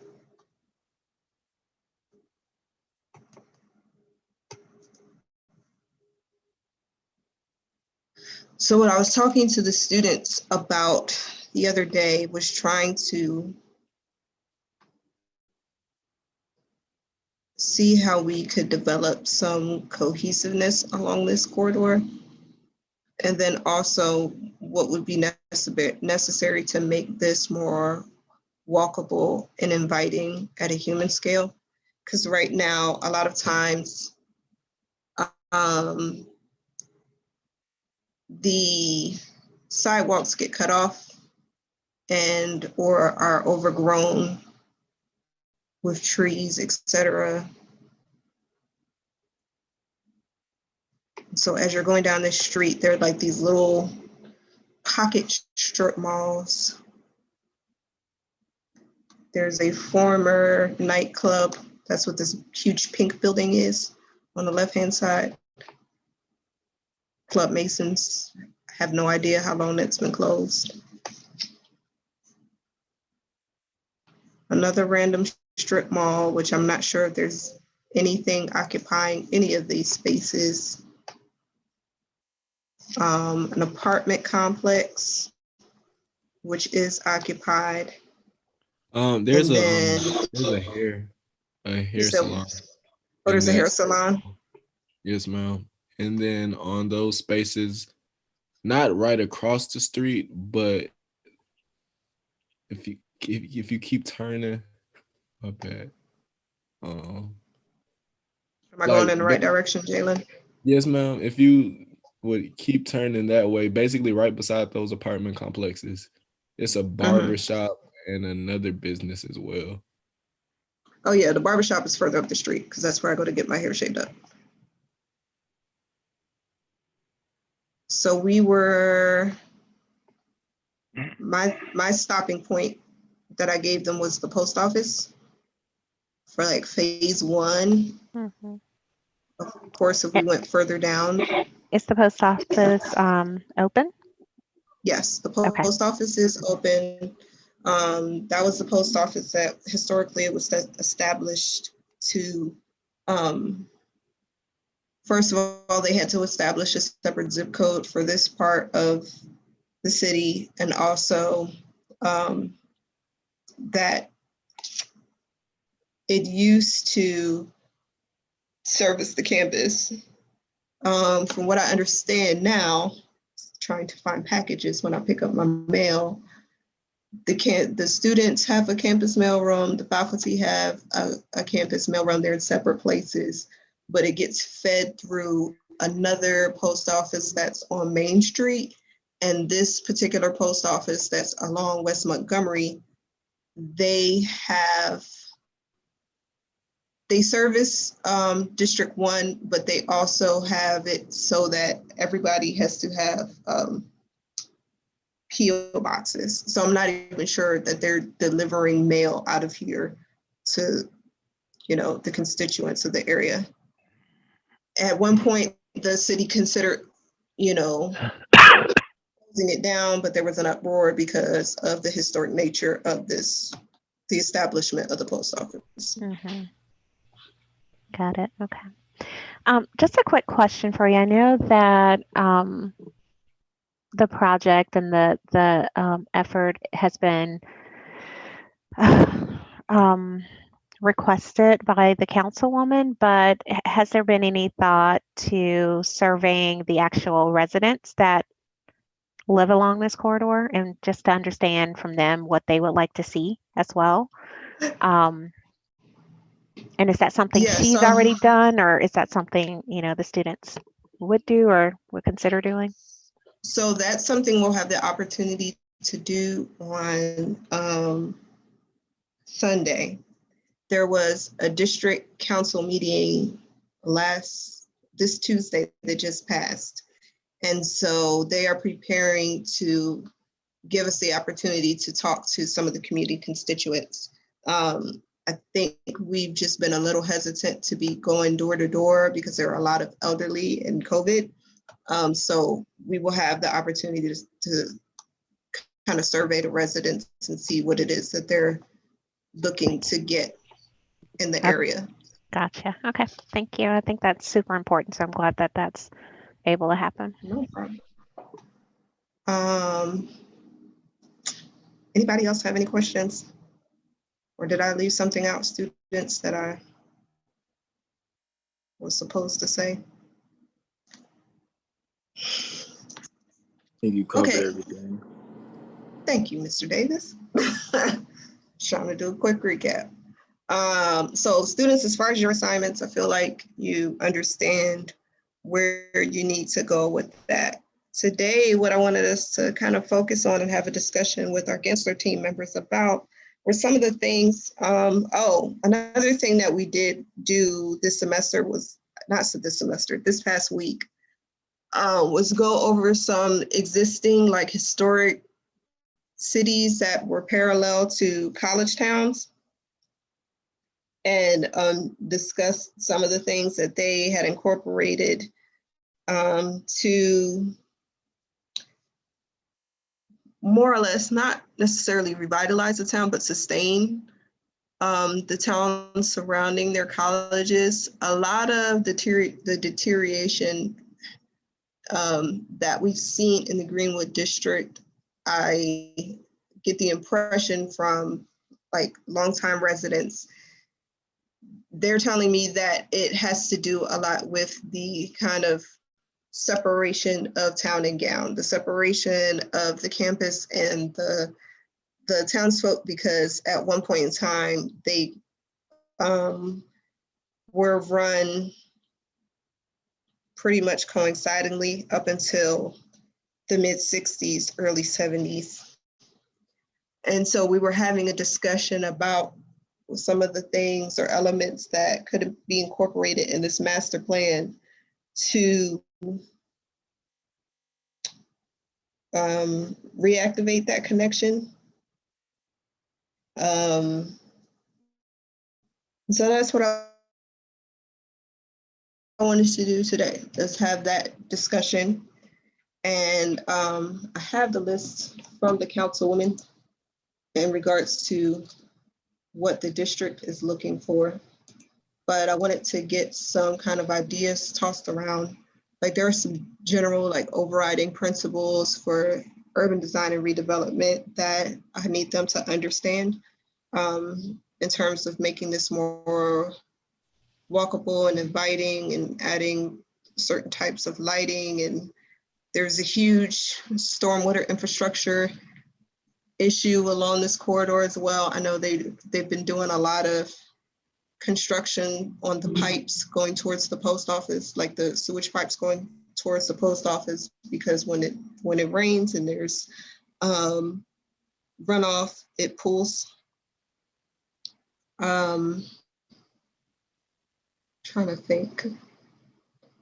So yeah, that's where we are. Is having a discussion of kind of some of the overall design principles that are necessary to make a town vibrant, if you will. And then making some early on recommendations and setting some early on goals for the project. I guess one question I have, so when you mentioned like the separation of town and gown causing some of the deterioration, like, do you mean that there's a thought that the presence of so many students drove people out of the Greenwood community, or? Not necessarily, it was more administrative. So okay. At one point, the campus itself was not gated. And people from the town, not that they can't easily get access now, because I really feel like they do, but people from the town were able to come and enjoy the amenities of the campus without a lot of restriction. So if there were events going on campus, like regularly, they would have plays and things of that nature. Movies were shown on campus. There's an Olympic-sized swimming pool that was accessible to campus residents. I mean, you know, the residents surrounding the campus. The restaurant that's in Margaret Murray, if you can gain access to the campus, of course, things are a little tighter because of COVID, but if you could gain access to the campus, you could come and use the restaurant space. They just participated interchangeably. From what I understand, what is now the current campus archives used to be a hospital. So even the healthcare of the town was centered on campus. People that had small children were able to send their children here for daycare. So like Councilwoman Jackson, her children are around the same age as me, in their mid-30s. They attended daycare and kindergarten or pre-K at the school, at the university, before going into the Tuskegee public school system. And then I think at least one of her children came back to actually attend the university. So it was like that constant back and forth and engagement between the town and the university, and the university businesses was very, very fluid. And once the campus, when the administration changed with Dr. Payton, and he put up a fence around the campus and closed down the university hospital and tore down some of the other amenities on campus, then that's when it became like very, there were a lot of boundaries put in place to separate the students from the general Tuskegee population. So yeah. So what they're trying to do now, and I think that definitely affected the economy of the local town, like the surrounding town, because with that relationship and that kind of very fluid exchange, the students more freely went out into the community and spent their dollars. So it wasn't just everything was on Tuskegee and you just supported everything that was on the university campus. You actually went out and spent your money within the community, and then vice versa, the people that lived in the town would come and support whatever was going on in the university, and that's not the case anymore. Even now, one of the big issues that we have is housing. So it's not just student housing, it's also housing for people that come for tourists, come for homecoming. All that money goes to Auburn or Montgomery because there's no, suitable lodging here for people out of town guests, people that come just to visit the National Historic Site. You can't stay on campus anymore. When I was a student here, it was 2004 through 2008, the University Hotel was open and people could come and stay there. And that's not the case anymore. So the opportunity to bring lodging and restaurants and storefronts and things to that strip that's directly across the campus, across the street from the campus, I think will stimulate some of the local economy because the students will support if it's there, but if it's not there, they're going to Auburn to spend their money, they're going to Auburn to work, they're going to Auburn to live, and then they just come back to Tuskegee just to attend classes. Yeah, I can add to that, Professor. When Professor Asamoah tasked us to do our research on other college towns, we came across Natchitoches, Louisiana, and like they're known for their bed and breakfasts. And like some people just go to Natchitoches, Louisiana to go to the bed and breakfast. And we had an opportunity to actually go to one, and they showed the history of the town inside the bed and breakfast. So not only did people get a chance to, stay in the area, they also got a chance to learn about the history while eating some good food, in the morning, of course. But it's just the whole experience of being in the bed and breakfast. The people were able to, they were able to gain a new experience just by going to a bed and breakfast. So I feel like that is another great opportunity for this West Montgomery strip, is to maybe add bed and breakfasts, get some more people acclimated to Tuskegee and what we're about. I didn't realize I was muted. Thank you, Trent. And another thing is like a lot of the college towns that you see have some type of walkable district that relates directly to the campus. We don't. I feel like if there were places that students could easily walk to get a variety of foods, not just like French fries and burgers, that gets old really, really quickly. The businesses here would be, they would be patronized for sure. There's a lot of opportunity for selling paraphernalia. Just a lot of times the campus bookstore is overpriced. And like you said, there's so many opportunities for storytelling about the history and the culture of Tuskegee and the greater region, because we're right along the civil rights trail. So yeah, there's a lot that we are not currently taking advantage of. I'm pulling up concept board just so that we can perhaps start fleshing out some early on ideas based on the discussions we've had over the course of the week. Kayvon and Jalen, where is that file that y'all put in? Did y'all put it in here or did y'all put it in a separate concept board? Are you talking about the document or the photo map that we just had? The photo map that you added this The morning. photo map isn't on there. I had shared my screen on a separate one. I can go ahead and add it in there. I just needed the link again. That's what I was saying. Okay, let me put it in the chat. Okay. So this, I think, is the time for discussion and thoughts and some dialogue.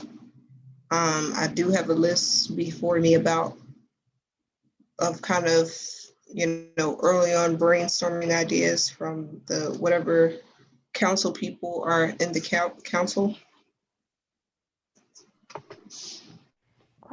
I have another question really quickly. When you met with them, I guess that was, what day was that, last Wednesday? Yes. Is there anything that they highlighted or noted as something that is a must-have that you guys have to take into consideration? Students, was there anything? I wasn't able to participate, so y'all gotta update me as well.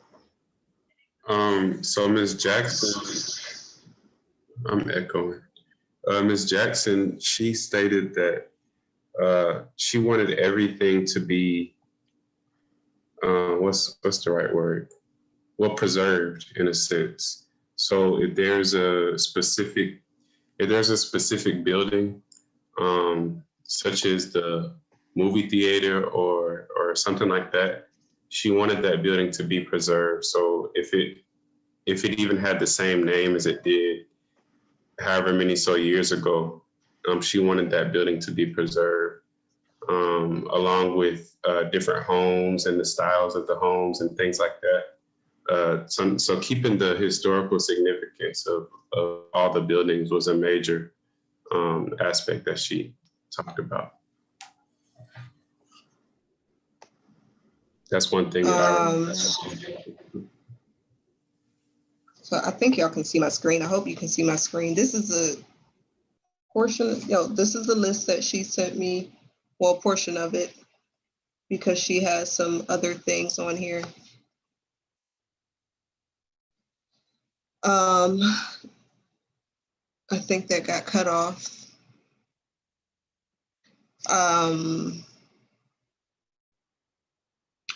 But one of the things when she approached me with this project was like, right off the bat, yeah, Jalen, I think we're overloading the file. That's why that keeps popping up. Keeps saying it's only a minimum of 100. Yeah, we're gonna have to do a separate board. That's okay. Don't worry about it. Okay. I'll have to filter out some of the information that we don't need on here right now. These are some of the things that she was saying that were very important to her, establishing Greenwood as a historic district with the Alabama Historical Commission, widening and resurfacing the sidewalks, new water lines, tree-lined streets, the incorporation of green technology, which we have a huge solar farm out by, we have a huge solar farm before you come into the campus. And then there's another one out by the VA hospital, which is a little further down. No idea what they're doing with all of the solar energy that's being produced. But because we're, like, if you go further down Franklin Road, we're directly adjacent to the campus farm. I feel like some of that farmland could be utilized for that as well. But I digress. Community gardens, that she said could be anchored by the local churches. That's one of the things that, oh, okay, so students, I know that we said we would stop at the post office. However, some of the historic churches in the area are along that corridor as well. So we may need to go further down Montgomery Road in order to capture some of them in the plan. So let's just keep that in mind. We'll come back to that. Historical markers, she's really big on attracting tourism and attracting alumni back to the community to invest. A number of alumni have attempted to come back to the community and establish restaurants. There was like a delivery takeout type place. There was a smoothie place, a bakery at one point, and I'm not sure exactly what happens wherein that they all get shut down. The only one that I know of right now, in terms of like alumni from my generation that is still a functioning business, is the barbershop, Resurrection Cuts. I don't know what happens when people come and set up businesses in Tuskegee. I've heard from other professors that the utilities are really costly here and the property taxes are very high for some reason. And that deters people from, I guess, reaping a profit on their investment. I don't know exactly, but that's just what I've heard in passing, having different conversations with people in the community that have tried to set up businesses and they haven't been able to sustain them. And I've also heard that from Professor Fluker because he's worked on a lot of the plans for some of the smaller businesses in the area.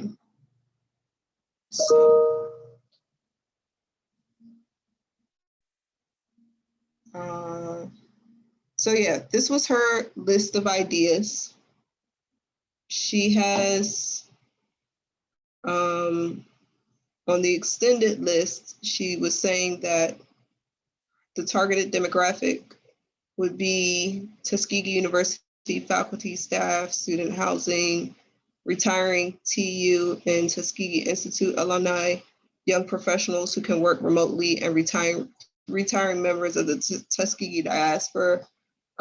She has quality of life wish list as well. So a 24-hour urgent care clinic, access to produce, foods, community gardens, marketplaces, library, bookstore, theater, coffee houses, or smoothie bar, outdoor cafes, green spaces, parks, playgrounds for children, a gym,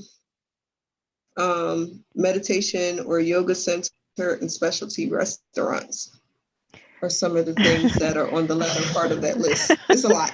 Yeah. It's a lot. Wow. Okay. Yeah. I mean, that sounds amazing if all that's possible, right? It does. It sounds absolutely wonderful. And for me, it's like, okay, these are things that we can suggest in phases, right? But in terms of some of the things that I think that she can directly affect it's like the infrastructure in and of itself. Mm-hmm. So, widening of sidewalks and tree-lined streets, like you have the political seat to address that. I'm not sure exactly where the funding comes from, but I think that's like something that we can definitely highlight on the list. Mm-hmm. Establishment of Greenwood as a historic district. I think it's important for us to kind of note in the plan, all right, so-and-so is already doing this portion. Like there are people in the Department of Architecture. I think Dr. Daniels is working on historically documenting the necessary buildings for that to become a reality. So all of these things might not be something that we touch. I don't think it's just not possible. Mm-hmm. Over the course of the semester. But I think those broader items that will give the district a certain aesthetic would be great. And then we could make recommendations for like, oh, this is where biking trails could be placed. Exactly. Green spaces can be established. And we just really have to focus on what off of this list we can incorporate. Exactly. I mean, it sounds like the visual will be definitely a tool that they can use for selling, the thoughts and ideas. Yes. And that's, I'm sure, partly why she's come to, this amazing group of students is really for that creative, inspiration, but also to create those visuals so that it can make her job a lot easier. One thing that I, as an alum, is kind of like an underlying wish of mine is like, what would the reconnection of the community and the university look like through this project? And that could be a focus of the goal, or a goal or a focus for, this class. What does that, because I feel like the survival of both, they're codependent, more or less. So what would that look like? What would, community engagement look like? What would encouraging students to actually go out into the town and do things here? What is that visual? What are some things that would encourage students to want to interact?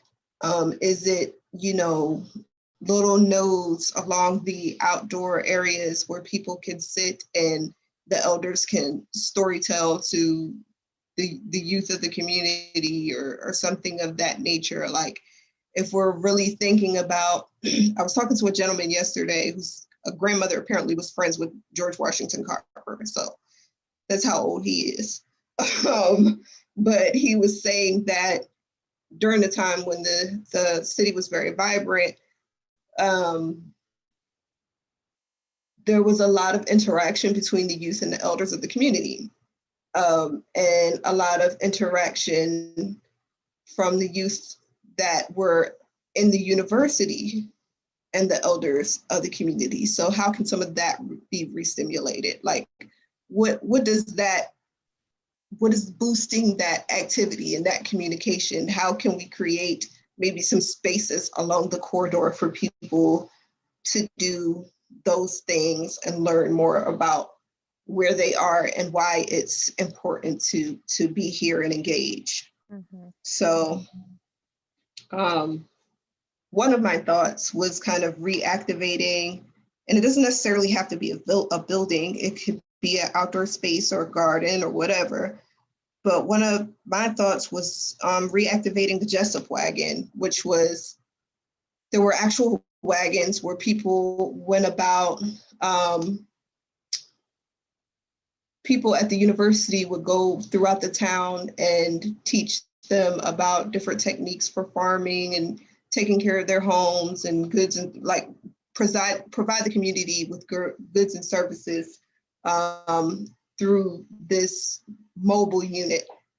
And one of the towns that I was thinking about was like Savannah.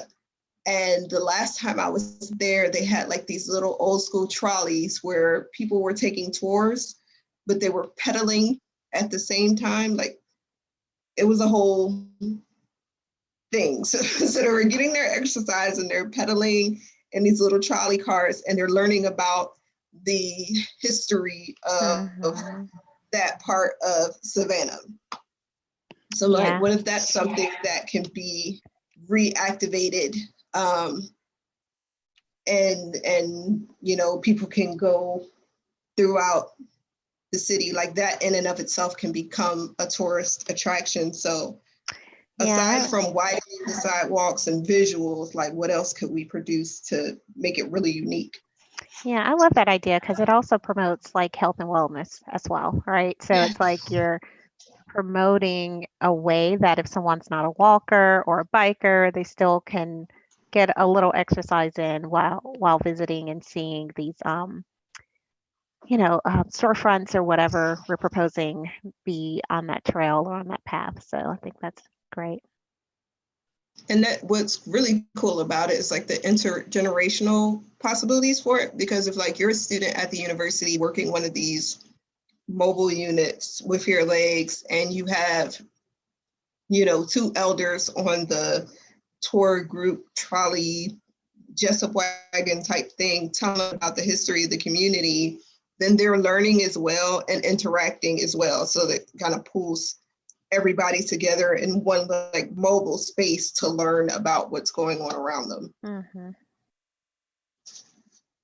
So I would kind of like a thing, like for that to be a thing. Like we can create this beautiful map and, you know, put colors and suggest where things could go. But I would like us to have a vehicle for reconnecting the community with the university. What does that look like? Really coming up with a strong idea for that, I think would be really cool. Students, are you there?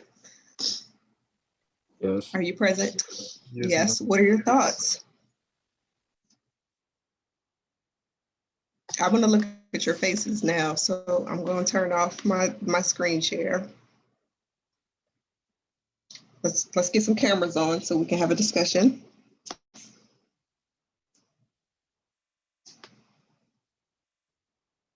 Hi, everybody. See, you get my makeup list, not hair done face.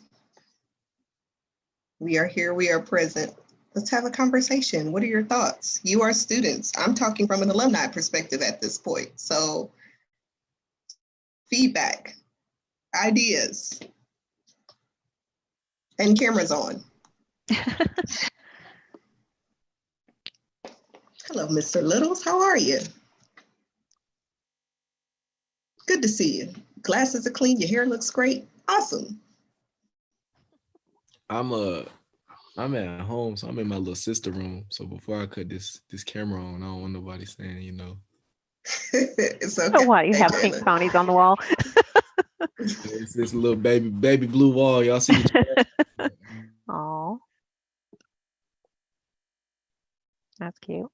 She couldn't wait for me to go. Okay, Doug. So she could take my room. No problem. We're recording this, so we'll have their feedback. Mr. Thompson, Mr. Dildy. Hi, Mr. Johnson. Y'all look wonderful. Yeah, I'm on my phone right now. So that's totally fine. I still want to know that you're like engaged in part of the conversation. Mr. Thompson, Mr. Dildy, Ms. Wallace, Mr. Davis. Let's hear some of your thoughts. I mean, a lot was said by me. I'm here. I'm just not dressed appropriately to turn on my camera right now. Can we get there, Ridia, within the next few minutes? Yeah, I'm doing that right now. Thank you. Hello, Mr. Davis. Good to see you. I miss my students. I want to see your faces. Like, this is a real thing. So what do we think?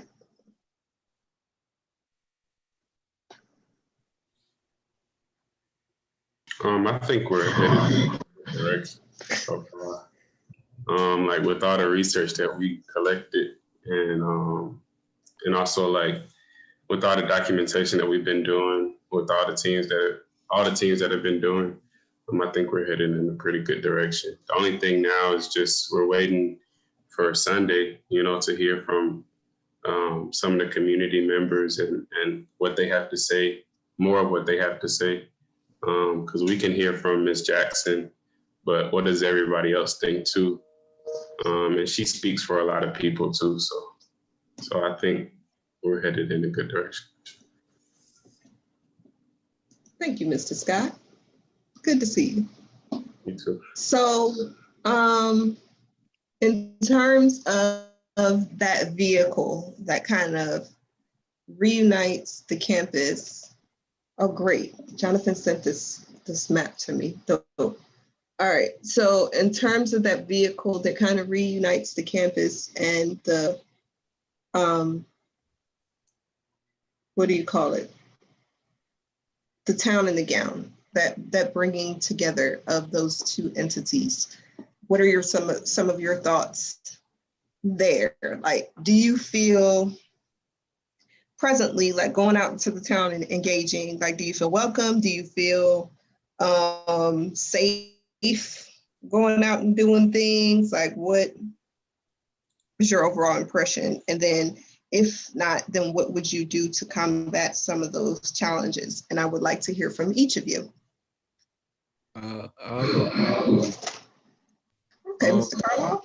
Yes, ma'am. I think that in terms of going out into the community and getting people's feedback on how they feel about the community and everything like that, everybody has definitely been open, and like Trent even said about Miss Jackson, been passionate just in terms of being eager to see how we can take our efforts and attempt to revitalize the community that they once loved at one point.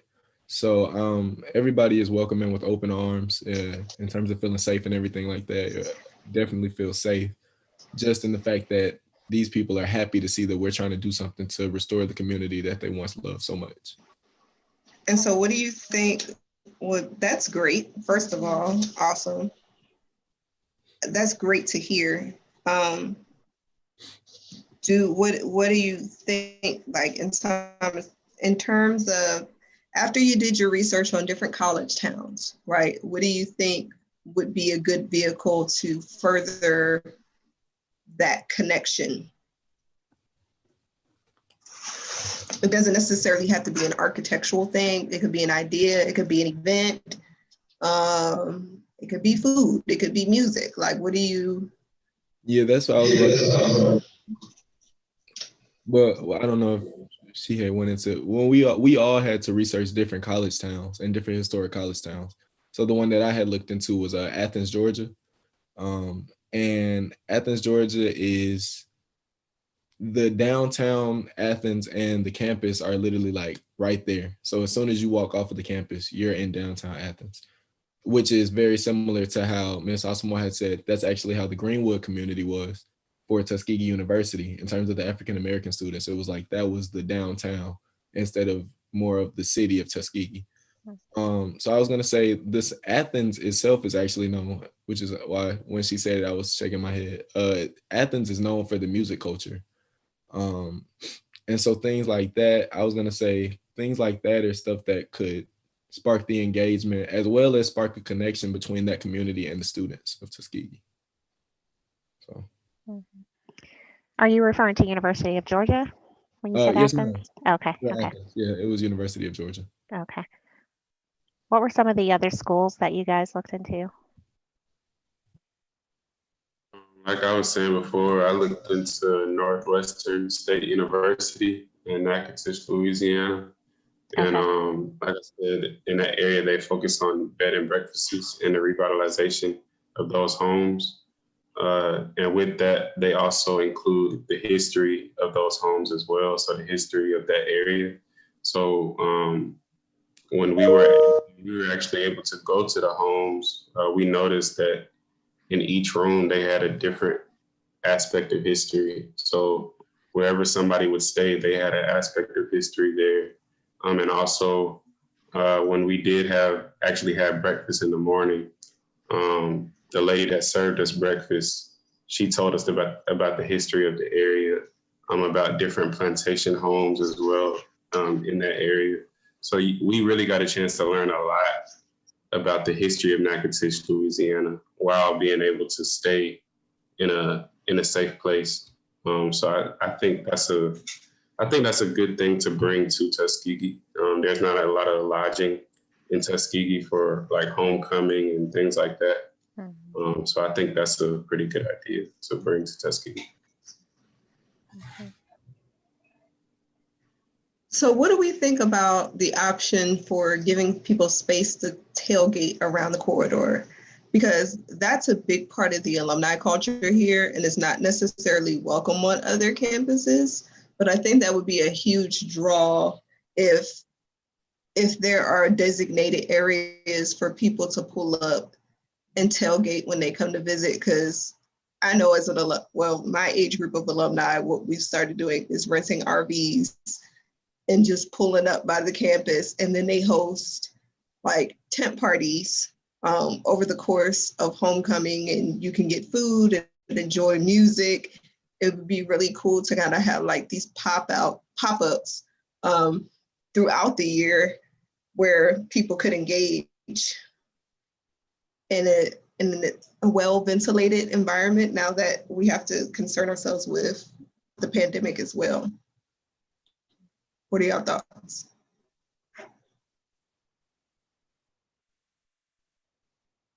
Hi, Mr. Thompson. How you doing?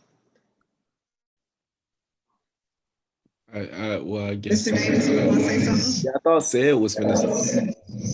Wait, no. Mr. Thompson can go before. Oh, okay. Trey. It looked like Trey froze. I see the top of his car. Well, I'll go ahead. All I was gonna say is, like you were talking about with the tent parties, I remember seeing that freshman year, but especially last year, homecoming. A lot of people with RVs would pull up in the Bremer parking lot, which is our School of Business. They have a pretty large parking lot. They have one of the largest parking lots on the campus. So there would be a lot of RVs out there, a big tent, and that's especially where all the alum would be. Because I don't know if we've talked about that, but our campus has some type of contract where we can't have like food trucks and stuff like that on campus. So they've had to, I guess, get around that, like she just said, in terms of having their own parties and having their own RVs. So I think that utilizing the Greenwood community and other areas around campus would actually be very helpful, just in terms of still allowing people like food trucks and different services like that to be welcome.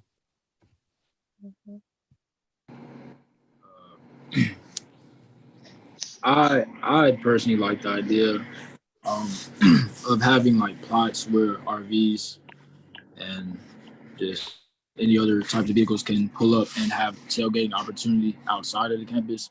But I feel like that brings engagement between the university and the community more, because I feel like the community is kind of engaged in homecoming, but given that aspect, if there's actually tailgating along that corridor, I feel like that's just way more engaging, because yeah, tailgating does happen outside of campus, but bring it along that corridor. I don't typically see it along that corridor too much. So like bring it along that corridor and allowing actual plots out there.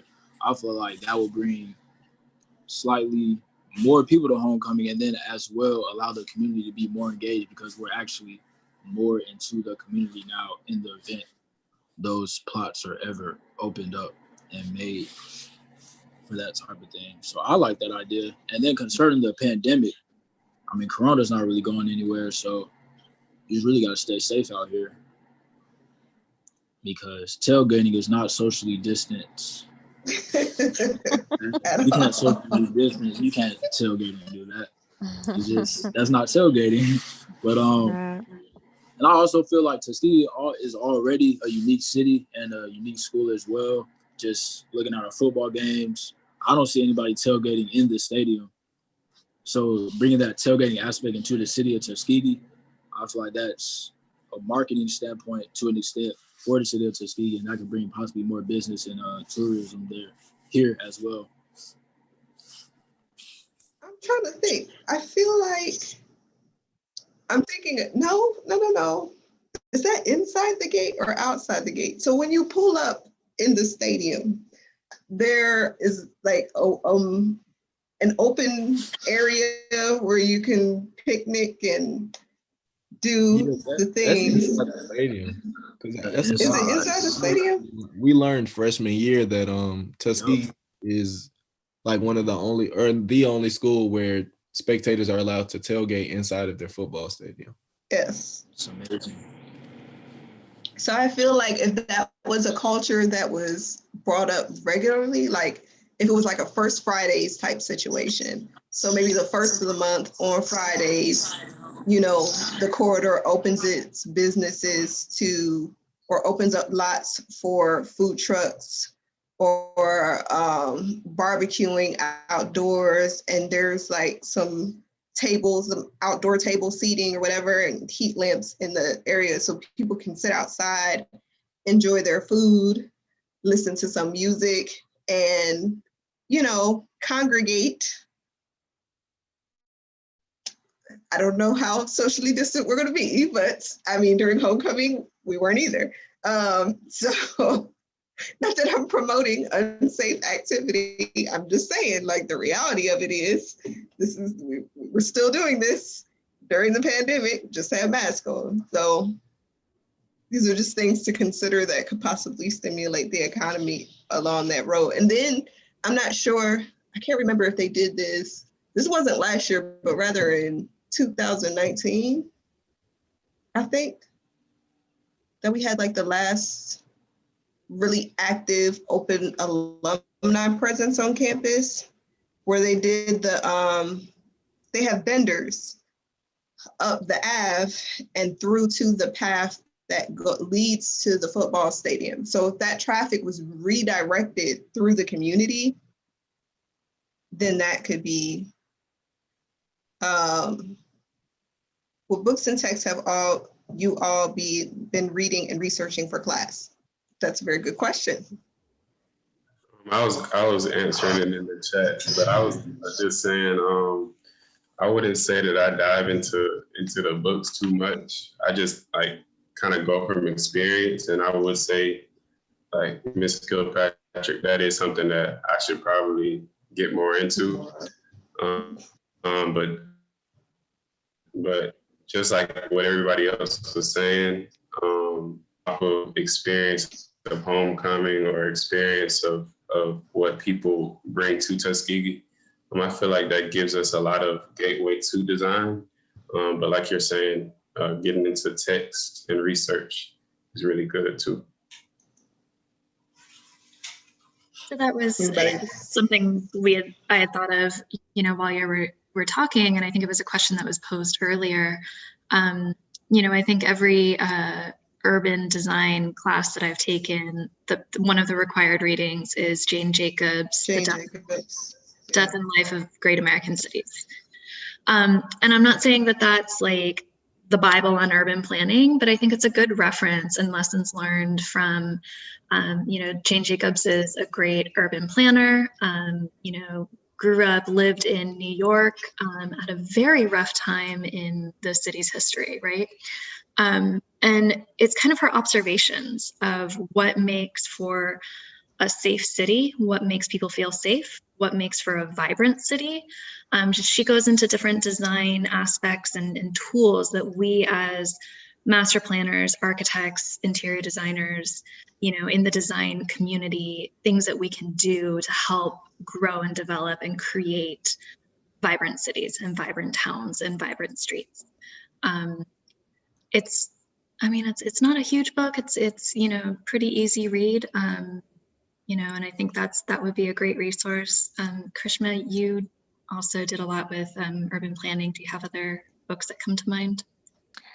I think, and I can probably try and find some maybe just shorter articles, but I know we always referenced Kevin Lynch and kind of the features of urban planning, pathways, landmarks, nodes, and he kind of develops this language about these elements of planning. And you'll find that as you read about these components, you'll start to say like, oh, that's what that is in the Greenwood community. And it'll kind of help with your analysis and as you speak through, and even help you maybe notice things in the community that you wouldn't have. So I can even do some digging and see if I can find articles so that I'm not throwing another like thick book at you guys. Yeah. No, they actually have access to both of those books through the architectural. So I started a digital architectural library last semester just because we went virtual. Yeah. So I'm just making sure that it's in there for them to access. I know we did some Lynch, might have been the class before this. It probably was the class before this. So Lynch is in there. I'm looking for a PDF of Jane Jacobs, but they do have access to that in the library, the architecture library. So even though some of you are out of state, let's see how much it is on Amazon. And for most of you, is this your first time approaching a planning project? Have you been more focused on architecture and Yeah, this Okay. is their first time.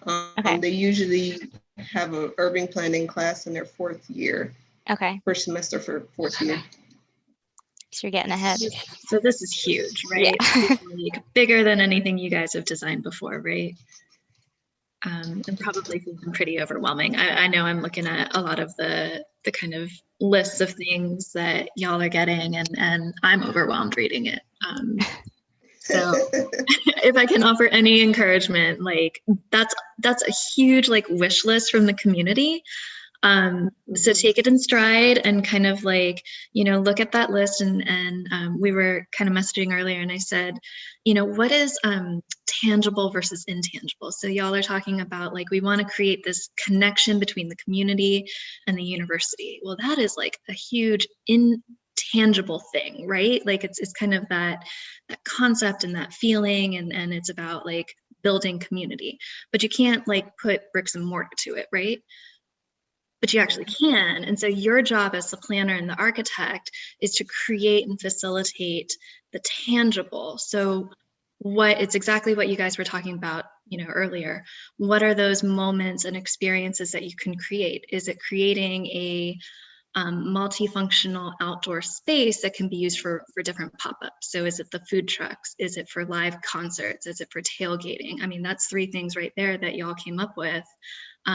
So then where is the best place to locate that? Where is an area of opportunity that's available between the community and the university? And so your job as the designer is kind of find those areas that are like, you know what, there's stuff that's already happening here. This could be a great thing to add to it. Or there's an area over here that seems like pretty dull and maybe this would be a great opportunity to revitalize. And with the revitalization, we want to add, this outdoor event space, or maybe that area is intended. Let's do another tangible. Let's create a shopping street. Like think about Main Street USA. So you're, the list says like juice bars and a smoothie and da da da da da da. Well, you can just kind of generally say like this will be mixed use retail with housing above. So you don't have to get into like the nitty gritty of like the businesses that will come. You're creating kind of that like vessel for those intangible things. And so by creating like a restaurant and retail corridor, you're creating opportunities for connection between, maybe somebody's going to get their hair cut at the barber shop, and then right next door is a coffee shop where students are doing their homework. And maybe Professor Asamoah is like passing by as you guys are walking to get coffee. And so that's creating that moment, that intangible moment of connection, right? And how did you do that? You created space. Does all that make sense? Is that like overwhelming? Yes, ma'am, that makes sense. Yeah. Picking up what you're. So I think that's kind of your challenge, right? So so like you've been given this huge, broad like task. So how can you kind of narrow it down and just kind of like filter through? Your job, is to really filter through all of those asks. And so start getting out there. We'd love to start seeing drawings and sketches, notes, photographs, like use whatever medium works well for you. I had a professor, he would take photos and then he would sketch over top of his photos on his iPhone. So create like, maybe you're walking down the street, that's a cool photo, take a picture and sketch over it. As you're working through plans or walking through plans, like, start highlighting those areas of what's good, what's bad, areas for opportunity, areas for growth. Start kind of diving in that way as well. And then that'll help lead to the conversations of what could this be, right? I think that was an excellent explanation. Thank you, Jen. It was a lot more articulate than a lot of the things I say. So yes, that was great. So do all of you have access to the virtual architectural library? If I do, I'm not aware of it.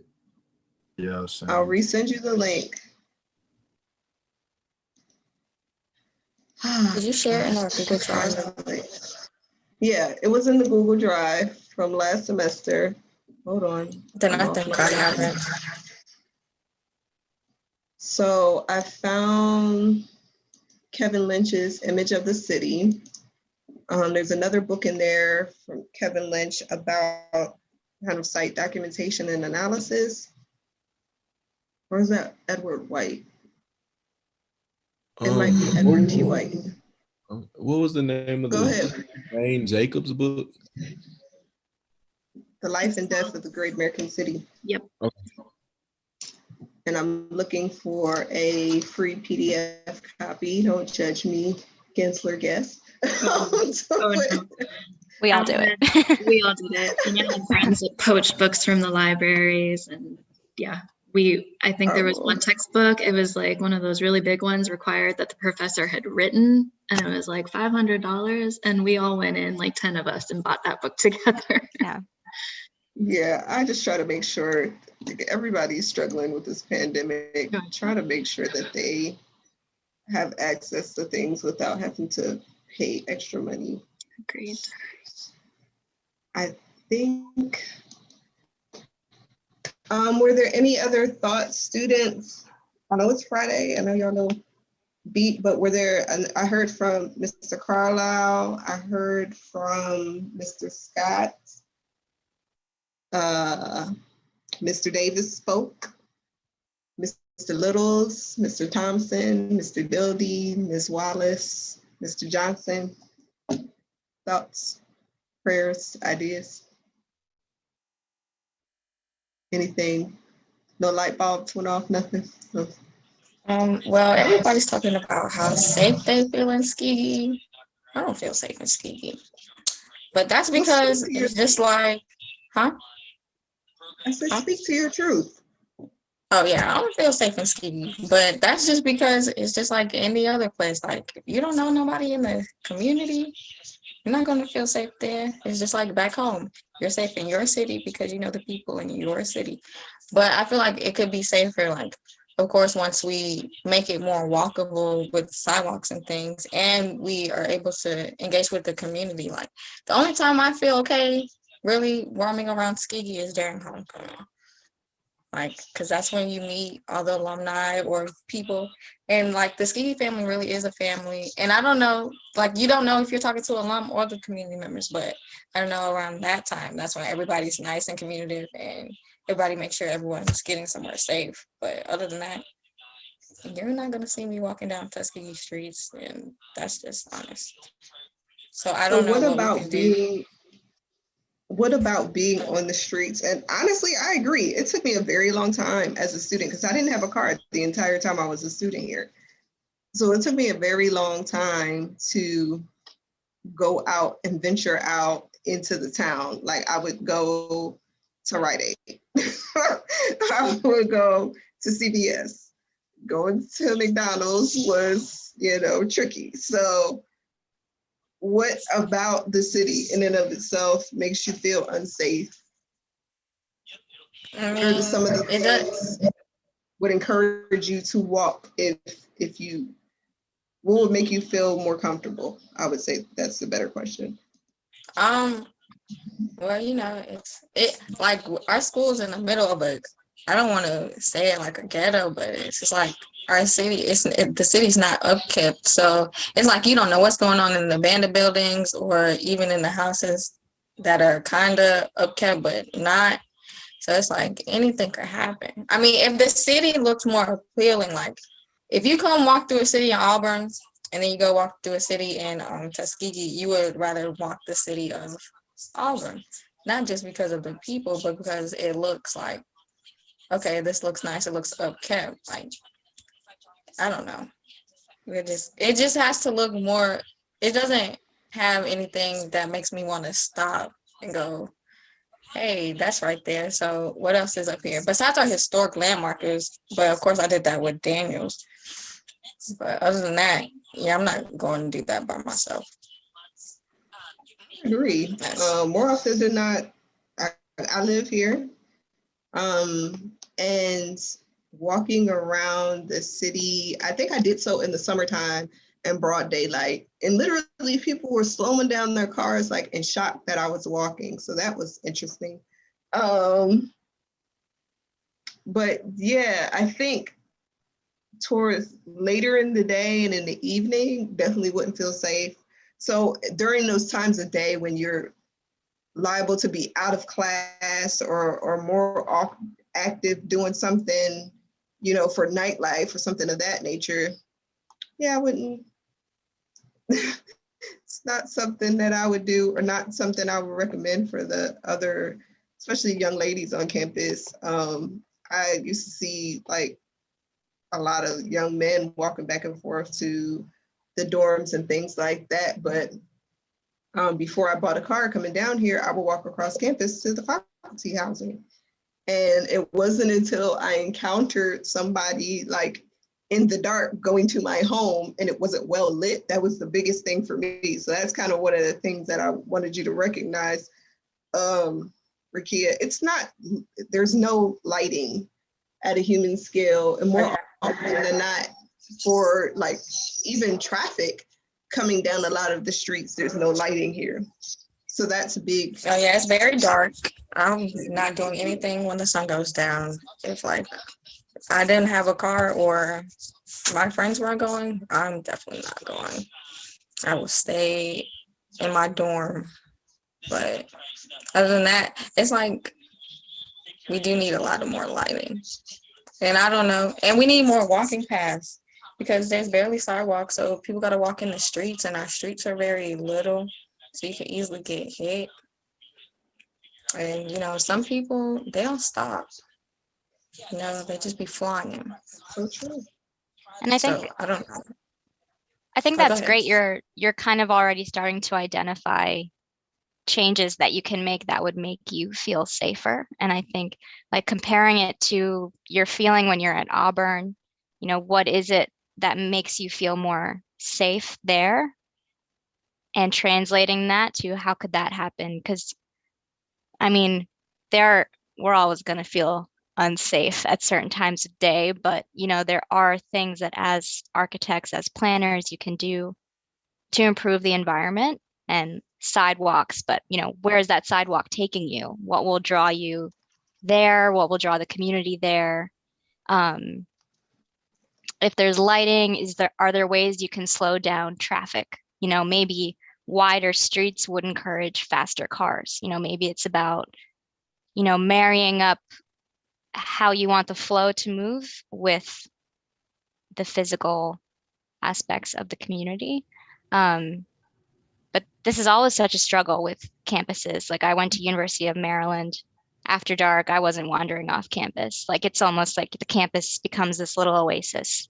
And it seems like that's only been, from what you've mentioned, heightened by, you know, changes that certain administrations made, like putting a fence around the campus. Like all those things just pile up and add to that feeling of unsafety.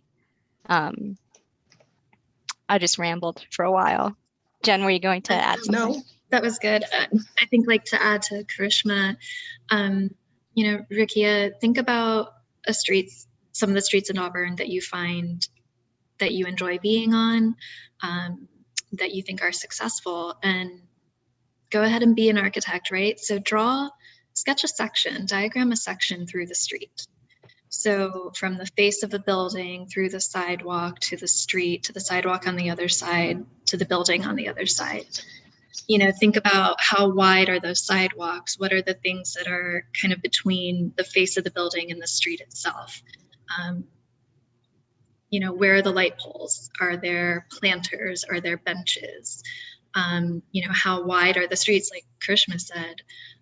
You know, and start thinking about like, what are those successful moves that other, you know, y'all have done some research on other college towns. So what are successful like city sections? And then go in and do the same thing for Greenwood and draw a section of what is currently existing. And then what, you know, you as don't think about budget, don't think about cost, don't think about time and an ability, right? Our job right now is to be dreamers, right? And visionaries. So, you know, what could a successful, like vibrant section through a city street look like? And kind of show that before and after. And so, you know, maybe Rakia, like your focus will be like city beautification and safety, you know, and so these are design elements that you can incorporate anywhere and everywhere to help encourage safety and to help encourage, like, promote pedestrian paths and walkways.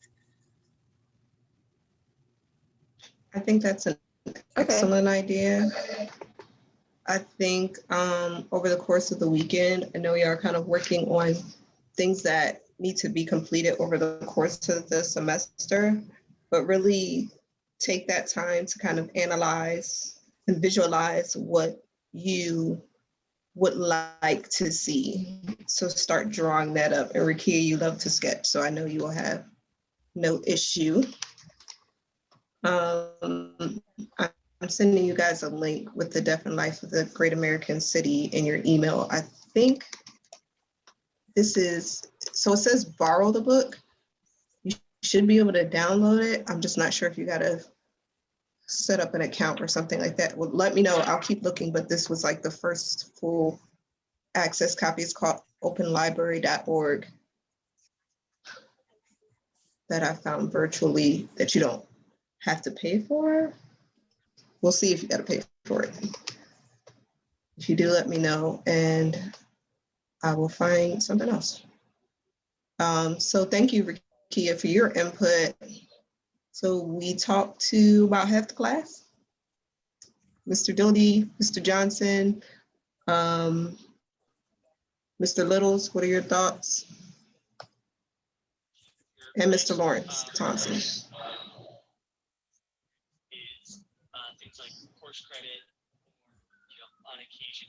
Can't hear you very well now. Okay. Yeah. Well, I actually have that book. I found it. It was on my desk, and then I found a website where you can get it online. But yeah, I don't really feel comfortable walking around Tuskegee either, just because it's kind of sketchy looking. You know, it's kind of like you don't really see a lot of people out there. So whenever you're walking, you're kind of walking by yourself. So you feel like people are looking at you either way. So it's just a little uncomfortable in that sense. Like I used to go to Resurrection Cuts, I would just walk over there. And, you know, on a Saturday afternoon, nobody's outside. So it's kind of weird because whenever you go to, you know, a bigger city, you know, it's not like that. Or even like campuses in general, you know, it's usually not where nobody's outside on a Saturday. So there's not a lot of places to go at all around Tuskegee just to hang out, like a park or, you know, like a basketball court or something like that. There's just nowhere to really go. So I want to say for the spring semester, but makes more places like that. I would love to follow up on that and get back to you. Okay, thank you so much. Can you mute your mic? Oh, that was a great question because I would, once you said it, I was like, oh wow, that's a good question. Rakia. Yeah, and just make sure you want to know if it's the credit going towards your spring. Okay, I got it. I was like, where is it coming? At first I thought it was background noise from now, but that's a good point. So one of the things that you'll read about, and I might have this term wrong, ladies, so please feel free to correct me because it's been a while. Like nodes of activation, like what does that look like within the city and the corridor? So kind of attracting positive activity, how would we go about doing that? So I would really like you guys, supposed to be a nice weekend, the weather's getting a little bit warmer. If you're in the area, definitely get out and about and start sketching and exploring. And if you don't feel comfortable doing it alone, I will be here on Saturday. And we just, you know, take a walk around and see what could be reimagined for some of the spaces that we're pointing out are less than desirable currently. So thank you for your input, Mr. Johnson, Mr. Littles, and Mr. Thompson. Mr. Dildy, I have yet to hear from you. Y'all really gonna make me call each on you, like really?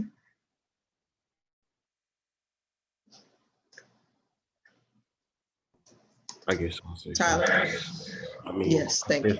I'm kind of still filling out the project, I guess, and just what can be done. I guess while doing this CAD work, I see a lot of vacant space that can be utilized. Not sure what for right now.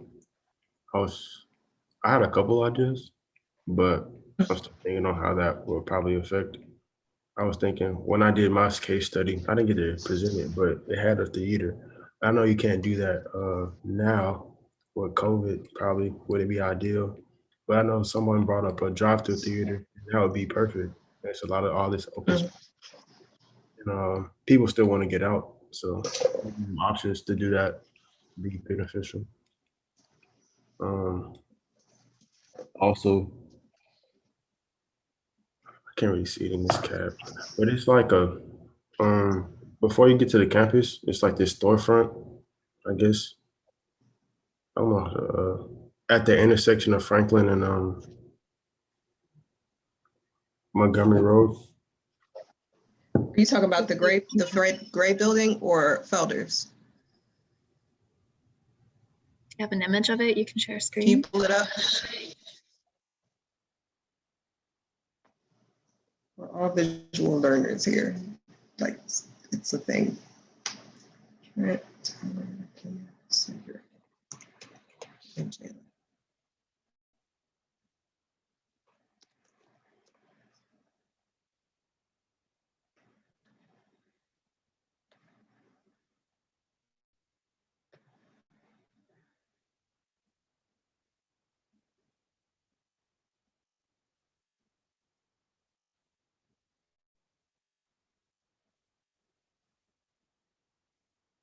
You know you're muted, right, Tyler? Oh yeah. Okay, it was Felder's. I just seen it. Can you pull it up? Oh.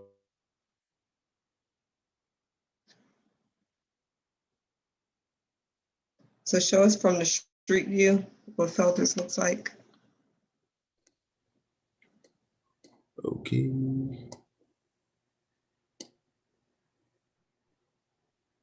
But this right here, this is always like stood out to me because like when I come from Montgomery, this is the first like thing I see before I get to campus, and it's it does not look like this now. I know that much. But, that could be revitalized and be a focal point. I don't know how it can be used or what business can be put there, but I know it always stood out to me when I come to my Tuskegee. You're right, because if you're coming from Franklin Road, so Tyler's from Montgomery, so if he's coming from south on 85, typically the closest exit to get directly into the campus is the Franklin Road exit, and it brings you right to a light, and like Felder's literally is the first thing you see. It does not look like this right now. It's I think somebody got a recent picture of Felder's. Jalen or Kayvon, can y'all pull up the picture that y'all took of Felder's recently? It became vacant. You want me to just send it? Can you share screen? Okay. It became vacant, I want to say last summer, when the pandemic really, I guess they had no need for a brick and mortar store. They sold like paraphernalia as it related to the university and some of the other historical things around town. Also saw with Felder's, like there's also some extra space to the left, so you can also add extra businesses if you wanted to. But yeah, that is a big deal because that is the first thing you see. I didn't even think about it.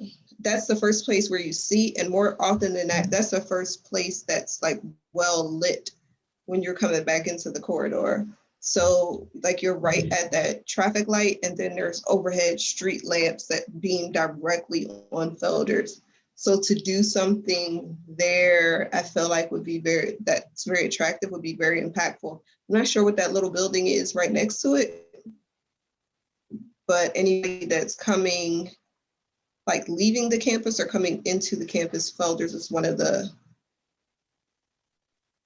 main nodes, activity spots, however you want to refer to it. Is that something that like 10 years from now, if you said, oh, meet me at Felders, like everybody knows what that is? Yeah. Yeah. Felders is here. These circled by the green. Mm-hmm. And campus, the entrance to campus is here, right here. So it's like right there. So you've got vacant lots on, with the exception of the house that's right to the plan north, you've kind of got vacant homes or vacant lots all the way across, right? Yeah, I'm not sure if the homes are vacant. Can you pull up the image that corresponds to that orange circle, Jalen? This is orange. Purple. So yeah, home right across the street. Again, like you said, not being sure if it's vacant or not, though.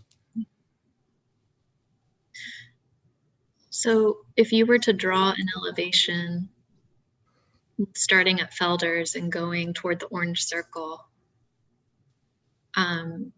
you know, and do kind of a before and after, what is there right now, and then what do you imagine it could be 10 years from now? So if that's kind of like an entry, you know, gateway to the university, what does that kind of gateway look like? Whether it's actually associated with the university or not.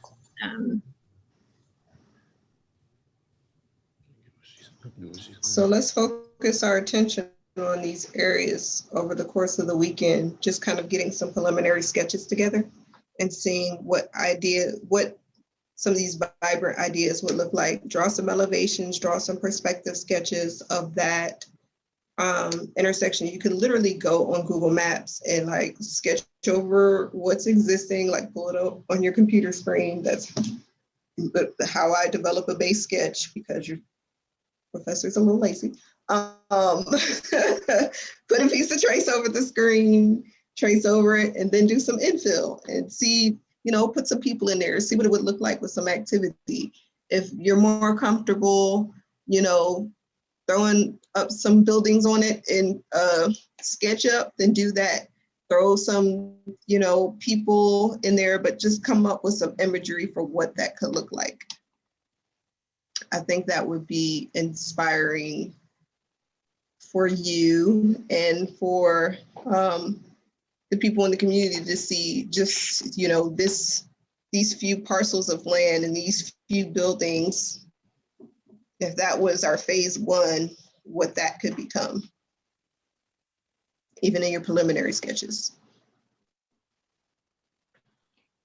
I could add so what Jalen was just saying, Jalen and Tyler were just saying about that section where Felders is. Like, I'm from Birmingham, so I come that direction too, but I can also go to Auburn direction to come to Tuskegee.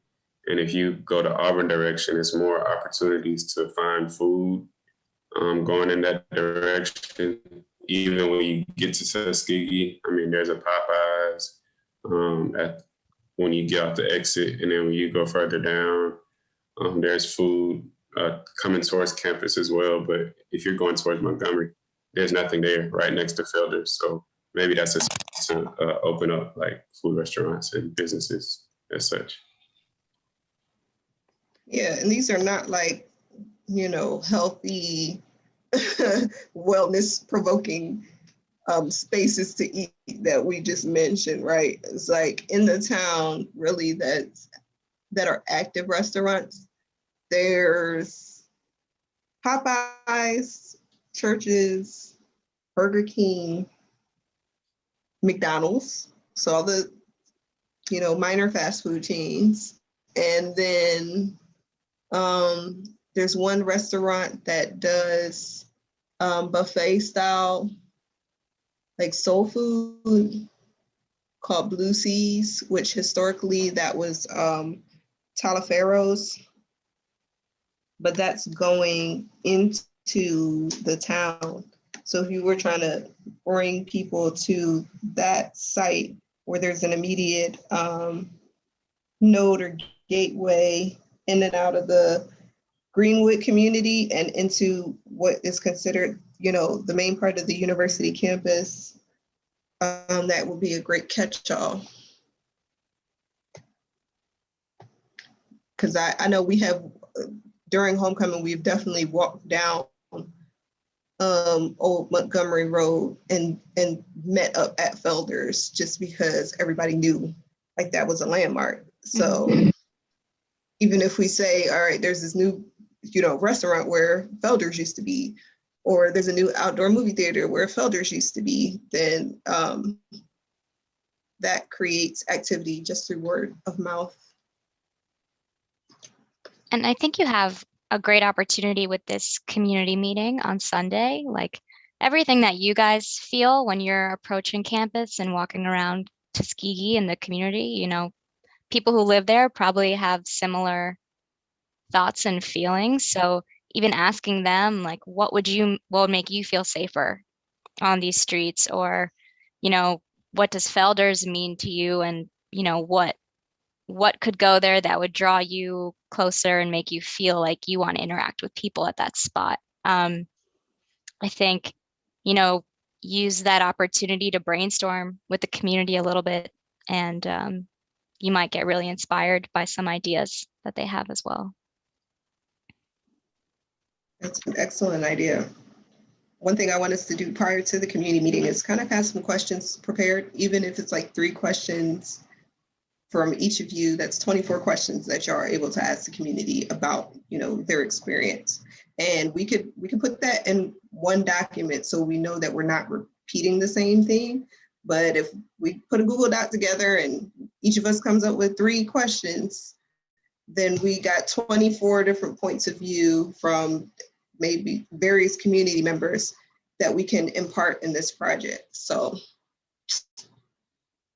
let's do that. Who did we not hear from? Mr. Dildy and Mr. Thompson. And then I'll stop bothering you.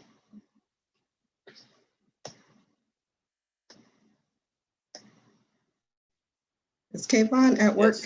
Yes. I'm sorry, I've been at work. I've been going back and forth. I'm so sorry. How's everybody doing today? Hello, okay, we're fine.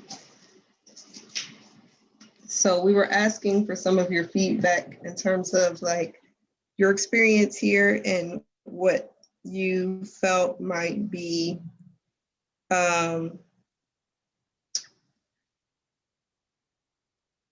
what ideas you might have that you think would bring some activity to the area, some engagement between the community and the campus.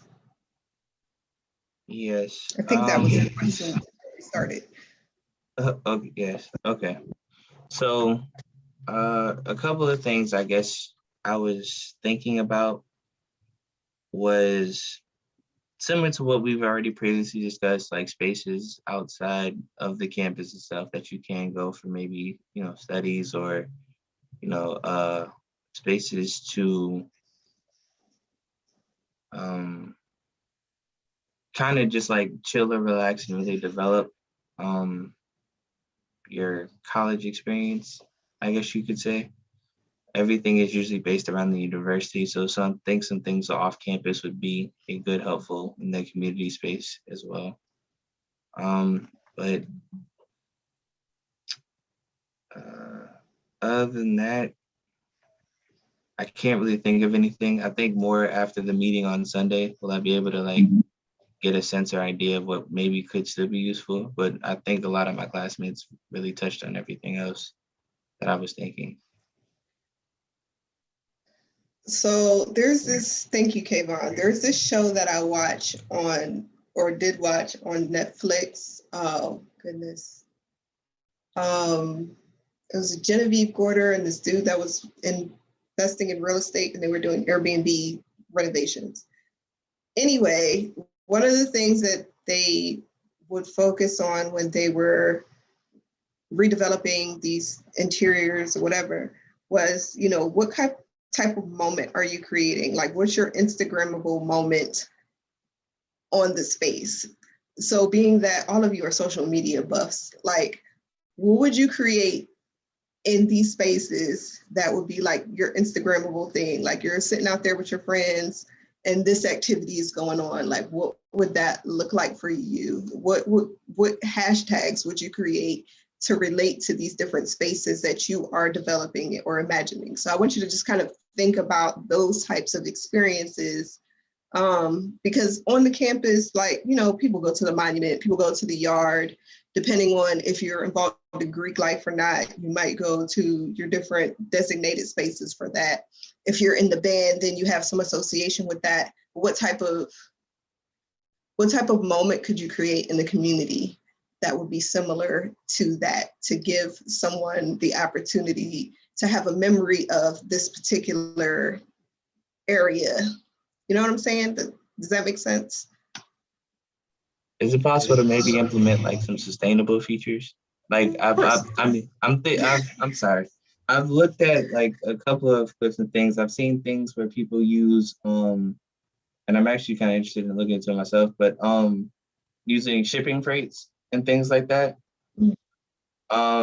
And maybe I'm thinking, since we've worked inside the department a lot of like designing tiny houses, maybe we can do something with those shipping freights. They're pretty inexpensive and pretty cheap.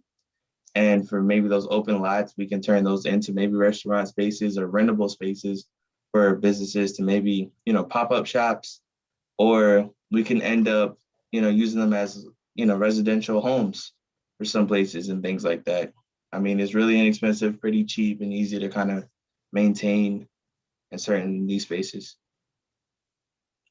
Oddly enough, I just talked to a gentleman yesterday that's what he does. He builds shipping container homes and outfits them. He's from Tuskegee, and his wife is an alum. And he was going to come do a workshop for the department prior to COVID, and we're definitely trying to get him back here. But he is working on putting together like a virtual version of that process. So the opportunities are there, and they're coming, and there are people who are really interested in seeing a newer version of what the town once was. So that's pretty dope. All right, so I heard from everyone except Mr. Thompson.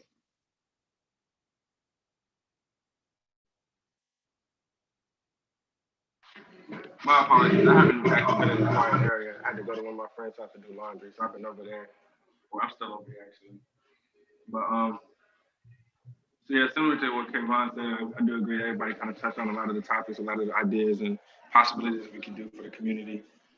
Most of my ideas were more coming off a nature person, so I love just like nature-oriented spaces. So I was like, you know, the empty lots that we have, instead of like, oh, they're of course by the wooded areas, not just random empty lots, but I wanted to see if we could make more like nature trails and, you know, areas like that we could use and utilize as more like campground spaces and stuff like that. Other than the fact that you have to see the lake, but other than that, you don't have any parks. So that's like, I think it's more cost efficient too, because you don't have to put too much labor into it to just get it started, to get a park up and running and anything like that. I mean, of course, you got to pay for trails and stuff, but it's comparison to putting a whole. Slow down, Thompson. What happened? You speak so fast. Hold on. I heard trails, and then it was like a whole rap verse. There was a rap verse after that. So go back to trails. Yeah. And just slow down. I was saying, like, you know, instead of using those empty lots that we have around the wooded areas, we can use those and just kind of, I guess, remove the paving, I guess you have to do, and plant more grass and everything to get more nature trails and nature spaces, and have like more campground space or bonfire exit areas and stuff like that. Of course, in addition to the physical buildings that we're going to put in place, but okay, those are my ideas. I like that. I think what would be cool is for y'all to get together and do some people watching. and like see what are some of those kind of natural pedestrian paths that people take that aren't readily articulated. So yeah, you have your sidewalks that are used, but what are people's cut throughs? What are those places that the shortcuts that people take to get to and from a major place?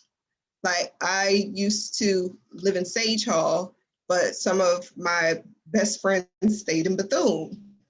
So instead of walking down, the Ave, I cut through the valley. So what are those cut throughs that people, utilize? That those becomes your walking trails and your pedestrian paths that you want to broaden and make safer for people to access, because that's you want to follow paths that people naturally take and enhance them so that they're more liable to use those things.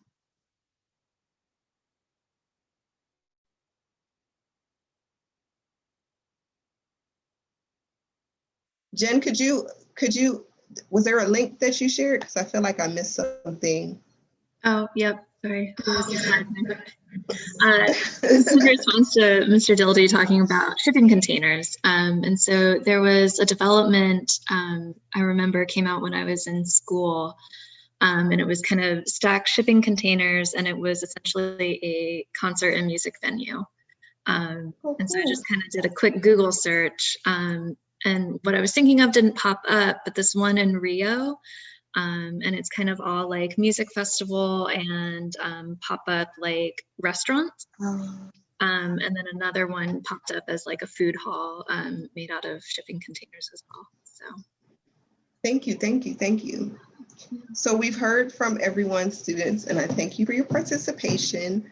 Of course, we love having our guests from Gensler to maybe remind us of some of the things that we're already knowledgeable of, or encourage us to access some things that we haven't readily accessed. And since this is your first, kind of go with urban planning, that's okay. Definitely look into Jane Jacobs is actually a really easy read. I feel like Kevin Lynch is a good read too.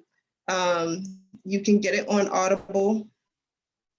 If, you might even be able to, if it's on Audible, you might be able to get it on YouTube, like the audio version. So for those of you who are driving, you could just kind of listen to it and maybe take some notes. But definitely get outside this weekend. Again, I'll be here on the campus, not just in my house. But walking around, I'm doing some college touring with Dr. Daniels, but if y'all want to walk around the neighborhood and sketch together and think through some things, we could do that. And then on Sunday at 4, we'll have our meeting, and on Monday we can kind of recap the things that we found out and start putting together some preliminary visuals to show our team next Friday. Sounds like a plan. Thank you, Mr. Davis. I appreciate you affirming that. So any of you who are going to keep up with me, meet up with me tomorrow, I know Rakia and now are supposed to come help me with some stuff anyway. So I'll be moving around early in the morning. So feel free to send me a text. There's some more resources in the chat box that Ms. Kilpatrick put in. Thank you so much, Jen. Thank you so much. Goodness. It's Friday. Miss Hunter. Yeah. I was like, think of the rhymes. I'm sitting here trying to rhyme your name with dungeon in my head. I'm pouring down sweat in my office. It's all good. Krishma. Your first name. Yeah. I got your first name. It takes people a while to get my last name too. So I don't feel, I hope you don't feel away. Not at all. So students, let's kind of work on some of those preliminary ideas. I think give your brain a bit of a break from the technical drawing and the producing of the deliverables, and just get out there and pull some ideas together. even if it's a collage of, you know, photographs from different places that you've seen and different things that you might want to see there, I will accept that. I just want to see you put together some ideas. And you can scan those, shoot them on your iPhones, since most of y'all have them, or those of you who have Android, sorry, your camera's not that great. Wow. But I have an Android too, it's horrible. Take pictures of your sketches and, you know, put them in a PowerPoint, and we'll share screen on Monday. Okay. It's great to hear from you guys. It was a good conversation, guys. It was great to hear from you, ladies. Thank you so much for your input. We really do appreciate it. Y'all enjoy this good weather weekend. Hopefully it's warming up a lot more for you guys. Yes, for sure. Thank you all. All right. See you next week. Y'all be safe. Thank you all. Have a good one. Have a You great too. weekend. Bye, everyone.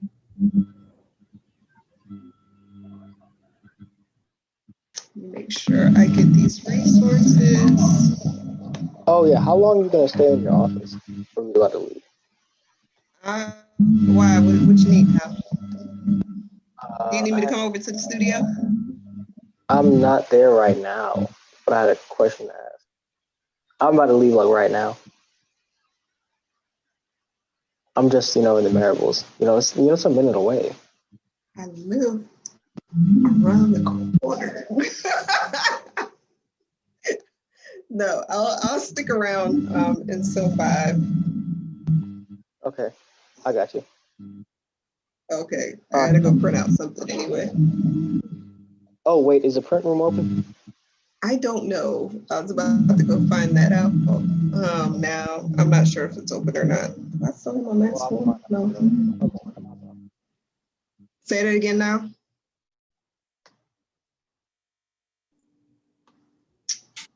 So did y'all? Yes. I was just gonna say, like, I'm really excited about the project now. Like, just hearing a lot of different feedback from everybody. Like, I'm starting to get a feel for like where we're actually going. And this whole sketching thing that we're about to do, like, that's a big thing for me too. So now it's time to get some. Yeah. I'm just excited. I'm really hype so around. Glad. Really hype around the potential for cargo freight. I do want to acknowledge that part. I'm really hype around the possibility for that sustainable feature. So. Yeah, I mean, literally, like, Kayvon, legit just met with this dude last night, and I was like, so can I buy a shipping container and you do the things like tomorrow? Anyway, exactly. You ain't gonna say but a word. Like, that's 2 months rent for some people. Let me buy the shipping container and get started. Yeah, like I feel like there's a lot of aspects, especially for like sustainability reasons, like solar panels or stuff that like it could really be the new wave for like how we preserve and definitely look after a lot of these spaces, especially during storms that we're having and things like in Texas right now. So Also, what were you gonna say? Yes. Can we address housing? Yeah. Okay.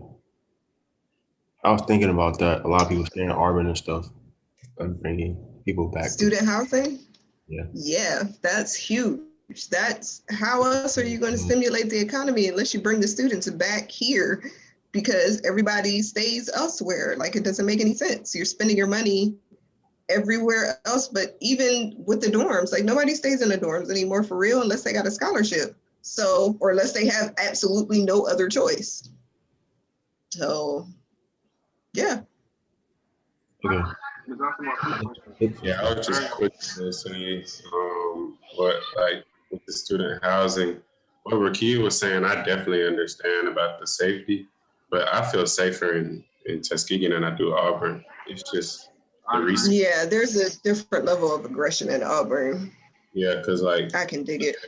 Yeah, like I've been racially profiled in Auburn, like all different types of stuff has happened there, so I feel safer around my people more than Auburn. especially where I come from in Birmingham too. So yeah. I can dig it. There's a reason why I have not moved out there yet. As much as Tuskegee drives me a little bit nuts, moving to Auburn just is like here or Atlanta. I'm not even that comfortable in Montgomery. No cap. Sorry, Tyler. Yeah. Like it here either. I was very disappointed yesterday when I went. I was like, oh my gosh. But Mr. Thompson, you were about to say something. 3 Stacks, come through with the verse. So I was actually going to ask if I could speak with you, like sometime soon, like soon next week, I guess, about work study. Because I was trying to get with, what's her name, Ms. Jackson. That's like her to get a work study opportunity or something like that. I don't qualify for federal, but I was trying to get like the institutional under the department work study. Okay. But I could never get into the building, so I don't know. And I couldn't reach Ms. Jackson, so I was hoping if she was in the building, I could get in there and talk to her or something. Or yeah, I'm here. I'm here. Miss Jackson's not here. It would be pretty much up to Dr. Daniels though. Because more than likely what he would do is do like a Robert R. Taylor Scholars thing, so that you would get basically a stipend to work on a project in the department or do something in the department. But that's cool. Thank you. I tried to email Dean Bell, but she didn't respond. I didn't know if I was supposed to email Dean Bell or Fluker or. I would reach out to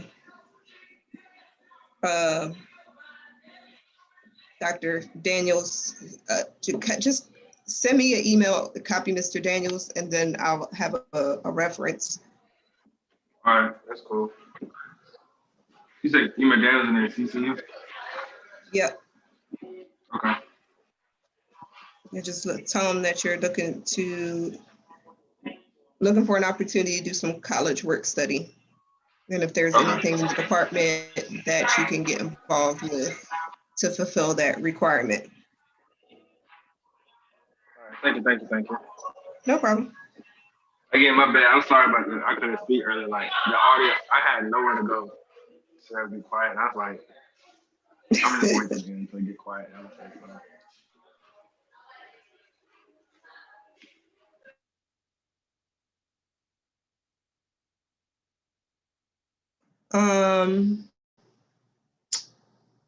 Anybody else need any feedback from me right now? Like I said, I'll be in my office until 5. I gotta try and print out something. I'm not sure if the plotter is open. I might have to cook some chicken for you guys because I got frozen chicken in my freezer. I gotta clean out my freezer essentially. And I can't eat this stuff right now. My digestive system doesn't like me, so let me stop recording. How about that? I was trying to figure out, I'll do some slow cooker barbecue chicken or something like that. Well, you can wait till next Saturday to do that. What you got going on? You're so funny. I was saying that I have, I think it's a bag of frozen chicken or something in my freezer that I need to go on ahead and cook. Ain't no problem. I can't for real eat it because my stomach is just like, nah. It's all good. He like, we gonna work it out for you. But I definitely have to pare down some of my food stuff.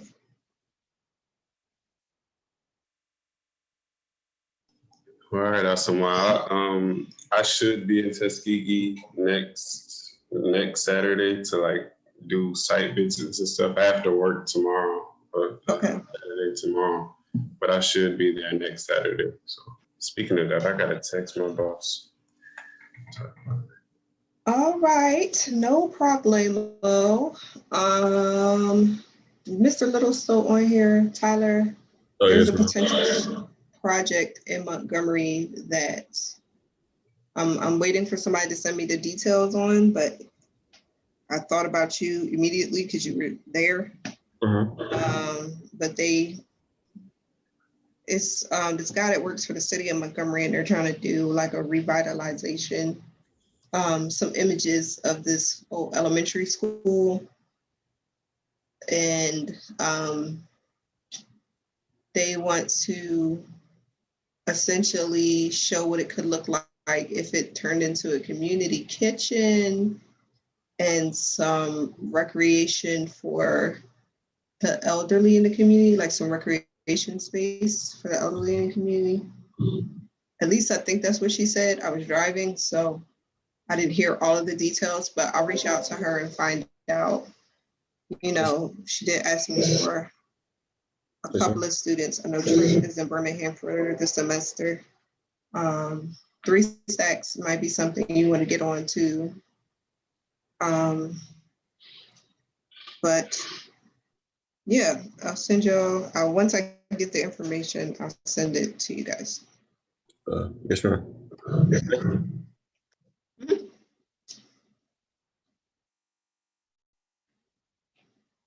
And, oh, wait, Kayvon, don't go.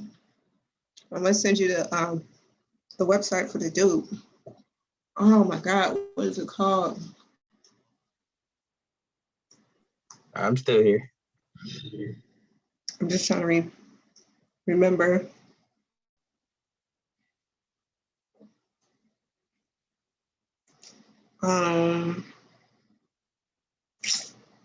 Is it put down your buckets or pick up your buckets?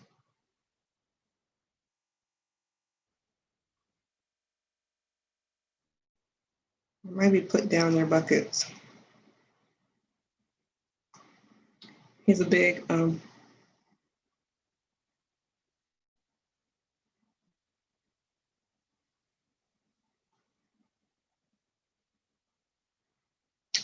Booker T fan.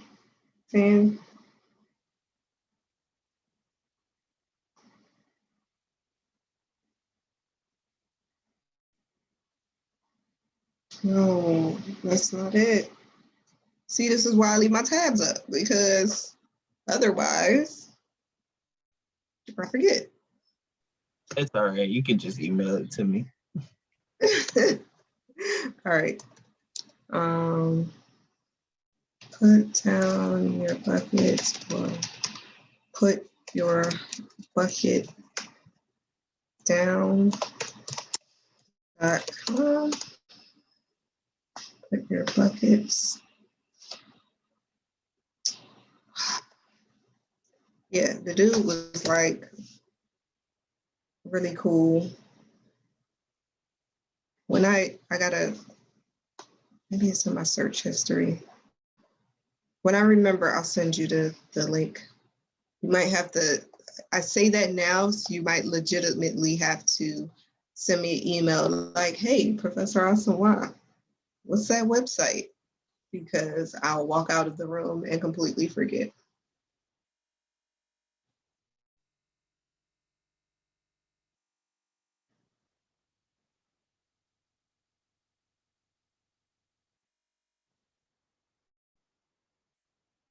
It's understandable.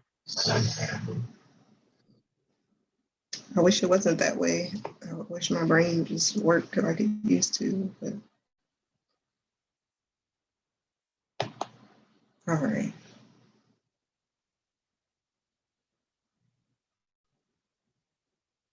Oh, perfect. I got the image of the city downloaded for you guys. I have to send that out. Okay. Cool. You want me to just leave? Oh yeah, it's gonna take me a minute to remember. Okay. See you later, Professor. All right, you have a great weekend, Kayvon. You too.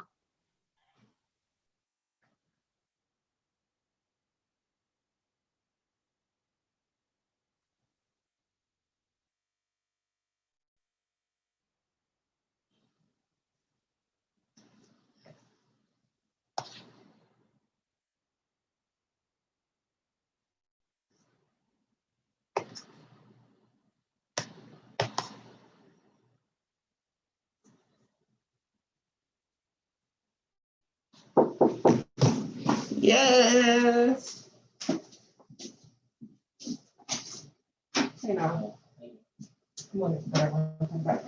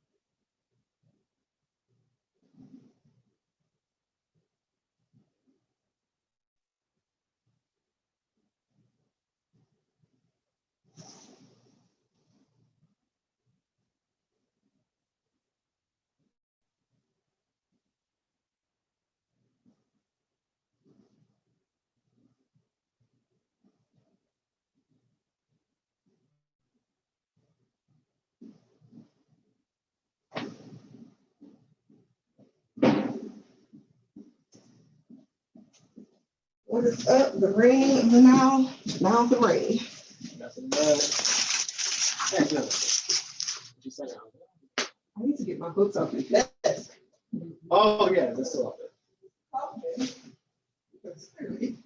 The library's sending me notices. Like, oh yeah, I guess.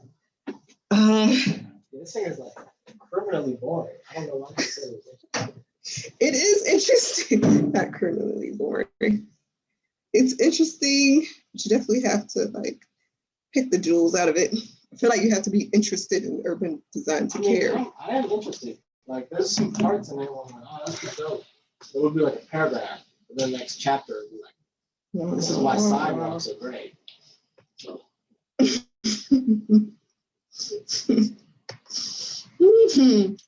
Try just listening to the audiobook. What kills me about audiobooks, like if I don't like the person's voice, they ruined some of my favorite books. Like legit, I'll be like, oh, this is horrible. Yeah, I get it. I feel you. I understand. Like, but other than that, for the model, Miss Ben said he wants to do it in wood, just more long lasting. I have the thing upstairs. What? He wants to do what? So he wants it to last a long time. So that members from the community can use it for maybe another development they're doing, or blah, blah, blah. So that if it gets banged up, it won't get messed up. Cardboard, chipboard, if it's wet, something. I don't know what he's saying. But if you paint it, it's sealed. That's what I was thinking. Because we had to rip a model off of it in order to get the frame. It's too late now. So there's no point. Where did you? There's no point. This is why I can't put you and Lauren in charge of nothing. You just vandalized another model. But I don't think I'm happy. Anyway, so the one we took off, it was painted and it was caulked around the sides. So we were like, oh, that's pretty dope. That's how they did that. So it was sealed pretty well. So we kind of understand. You so gloss over the fact that you tore apart the model. Whose model was this? This model had to be. Does Dr. Davis know you took this apart? Jesus. But that doesn't matter. So we have the frame. It's a pretty big frame. Oh my God. Oh my God. But yeah, so the same thing you said, we painted it so it was sealed. So I think we can do the same thing. For the buildings is wood blocks. I'm thinking because me and Trey said, we got to figure out how detailed we're going to go with all the houses. And not every building has to be extremely detailed. So some of them, it's going to be flat walls. Maybe. You don't like that. I don't like the idea of spending. First of all, I already know if I call Mr. Daniels, he's going to give me like this long ass speech about model making. And I'm going to be like, oh.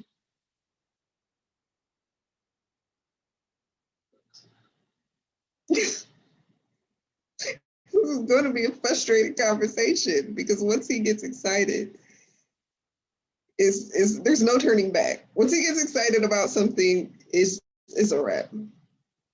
And I don't think it'll be too costly, and if the department's going to pay for it, we can go in.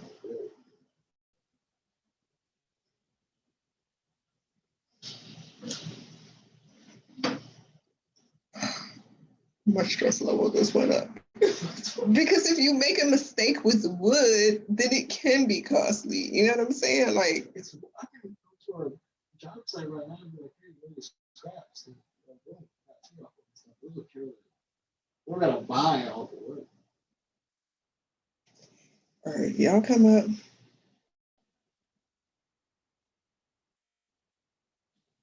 I mean, we can find out ways to supplement, all the costs. The only problem that I can really think of are the contours. For the contours, you're not really able to do scraps. It'll have to be solid pieces. They're not gonna cut them out. And we're trying to figure out how many layers we're doing right now. And I'm thinking simple layers.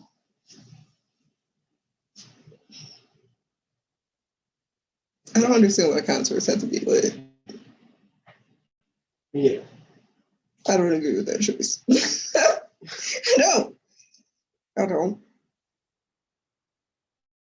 Yeah, we can make the contours. Illustration. I feel like you can make that. That is on chipboard and it's painted. Touch it. Yeah, it's pretty sturdy. Oh, that is chipboard. Yeah, I like that. And painted. Because Daniel was talking about making like the way he explained it to me, it sounded like the model that's upstairs on the second floor, making it like that. The one in the case? Yeah. Is that all wood? I don't think so. It looks like the frame of it is wood and the buildings are wood, but like the inside of it, the contours, they look like that. And then painted.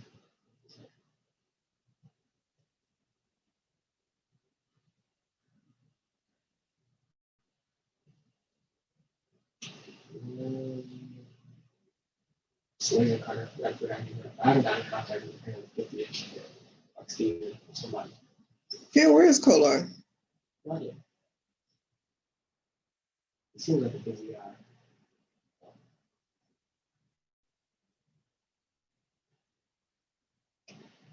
I could text him or something. I'm about to call him right now. And my children need some help. You can ask Curb. Curb's not here. Curb's not here? No, Josh, Alex. Curb is staying right? Yeah. Josh is nearby. Alex is nearby. Yeah, I see Josh in everything. I don't know why. Oh. They both, Josh and Alex, I know for sure know how to use the laser cutter because they did this. Oh, that's laser cutter? Pretty sure. The buildings weren't. I was upset about that, but I know. I'm the professor that doesn't like to build models, so yeah, there's that. She's just like, these are the requirements that we got to go through for architecture school. You got to know how to do some things. I just. It was a guy. Not my ministry. There was a guy that Dr. Henderson brought in. He said, hey, if you suck at one thing, Be really good at another thing. Be really good at another. Exactly. I'm a great designer. You have to build a model, put the model in the back. Yes. That's what I would do. I'd be like, somebody for Professor Daniels, because this dude is about to tear everything apart and ruin my life. Who? Mr. Daniels, my model was like fun. He like screwed his chair up and picked up my model in the middle of me talking. And I was like, oh, right. And he just like he goes in on models. Like that's his thing. Yeah. He was talking about us using resin last year, and we were. Yeah, he wants y'all to experiment with more materials. We don't want to. Yeah. Well, I do. Yeah, you do. What are you really doing now? Hey, you be at home. You be here. You're not working a full-time job. I'm not. You got time. You got plenty of time to experiment. What is 3 Stacks doing? Driving back and forth to Atlanta? Like, oh! Oh, wait a minute. I was about to call Steven. Lawrence, where are you? Now I'm about to get in your business. Well, Trey, he said you're going to use tomorrow.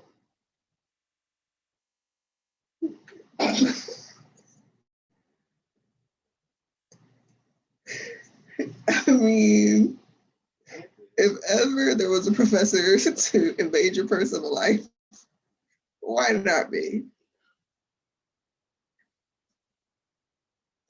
Hi, Mr. Thompson. How are you? I'm great. So I understand that there's a new young lady in your life. I said, I understand that there's a young lady in your life.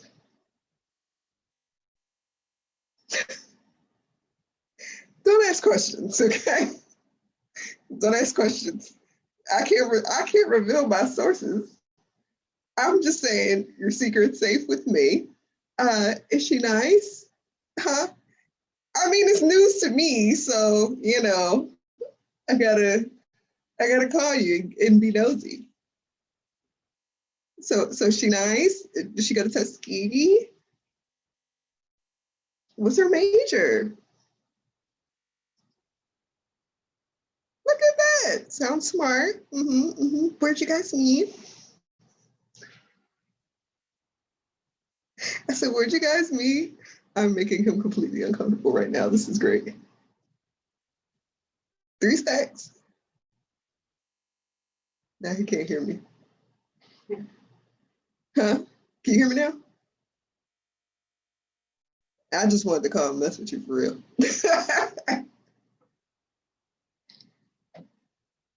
I got sources. I mean, what's the problem? Now I'm in my office.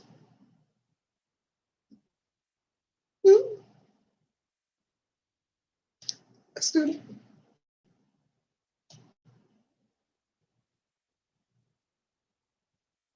Okay.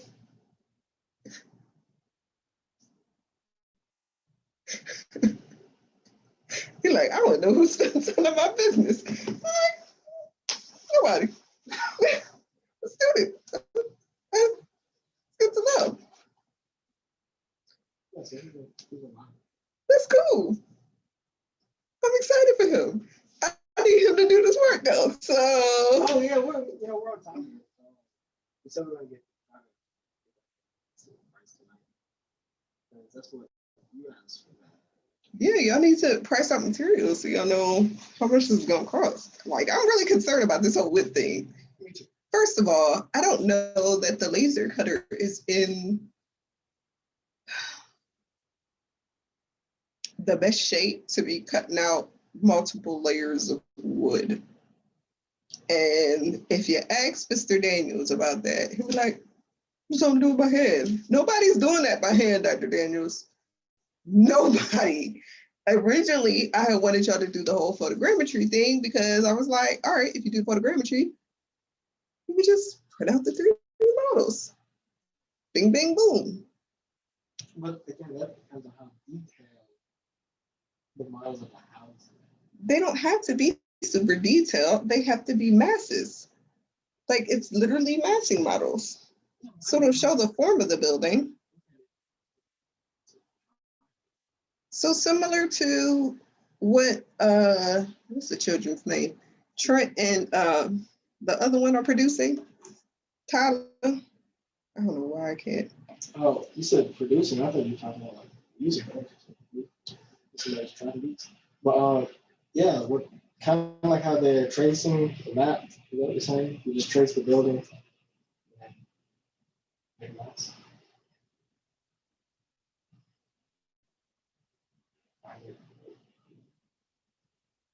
Yeah.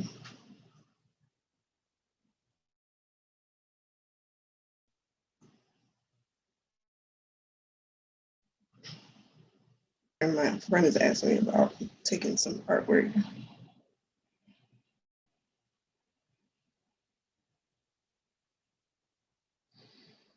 So Philly. Obviously, he wants to take it to one of my college. He wants me to take it to one of my college crushes who's now married. Why you gonna set me up like that? Why you gonna do that to my life? Why? I don't think it's not serious. It's not, but I'm like, I gotta make sure my hair is done, like I look right. And you can't just get off the plane and be looking like this. If I was just going to go see my kids, but, you know, mommy put on a headband today.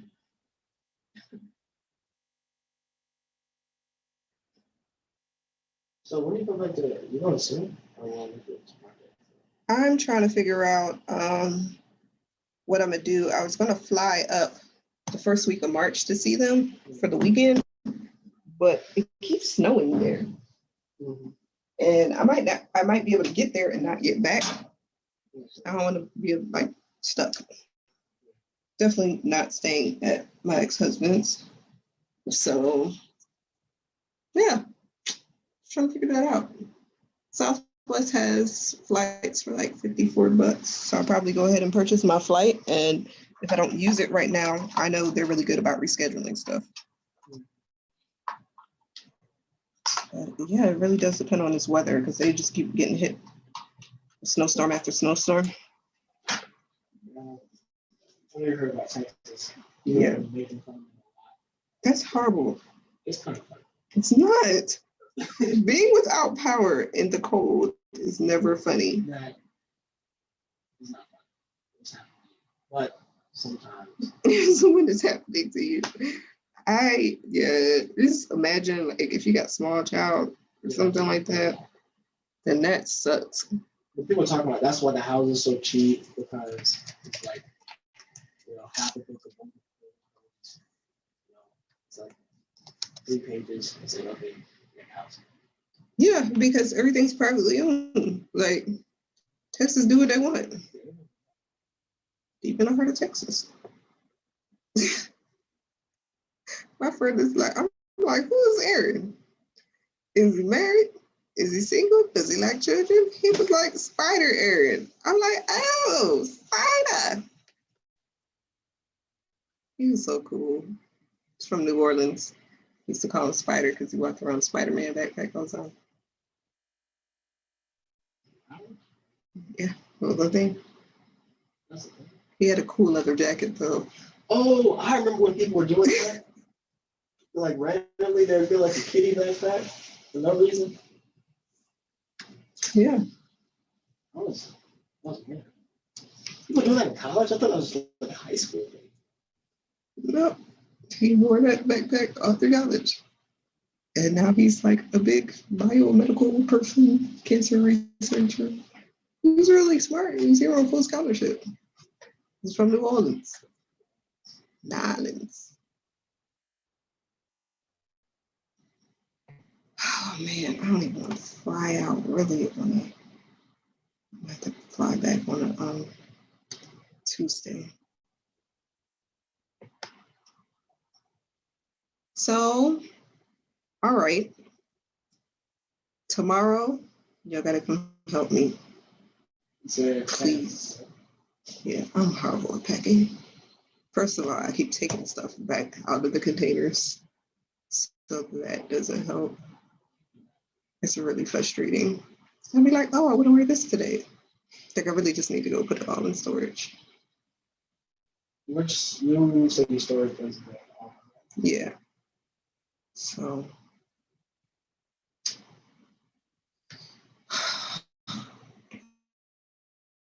I might be able to stay with my stepdad and his girlfriend, which is super funny in and of itself. My stepdad and his girl, yeah, because my stepdad still considers himself a player from the Himalayas, if you will. I'd be like, Daddy, you're in your 60s. I think he's 67. Are you gonna marry this woman or not? Yeah, just go. You just gonna have. And she's younger than him too, so like you just gonna. It's gonna be a living girlfriend forever. Just that's what we're doing. Okay. All right. Well, you know, float your boat. Ain't none of my business for real. He was engaged and he wasn't engaged, and they moved in together. And me and my sisters was just like, okay, well, good luck with that. For me, you have only one younger sister, right? 3. You have 3 younger sisters? I don't know. Yeah. I thought you only had one. I have 1 year age group. I think Aaliyah's 21 this year. Then the one that's right under me is, see, I'll be 37 this year. She'll be 33. Then the one that's under her will be 31. So it's 3 pretty close, and then Leah just out of nowhere. Like, wait, what? Okay. She's the tallest out of all of us.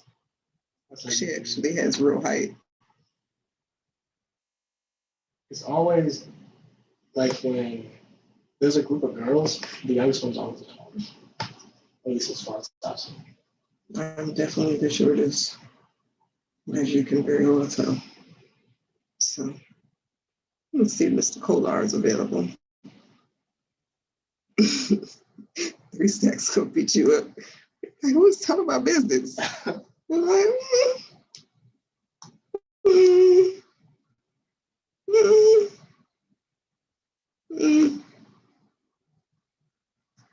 This girl.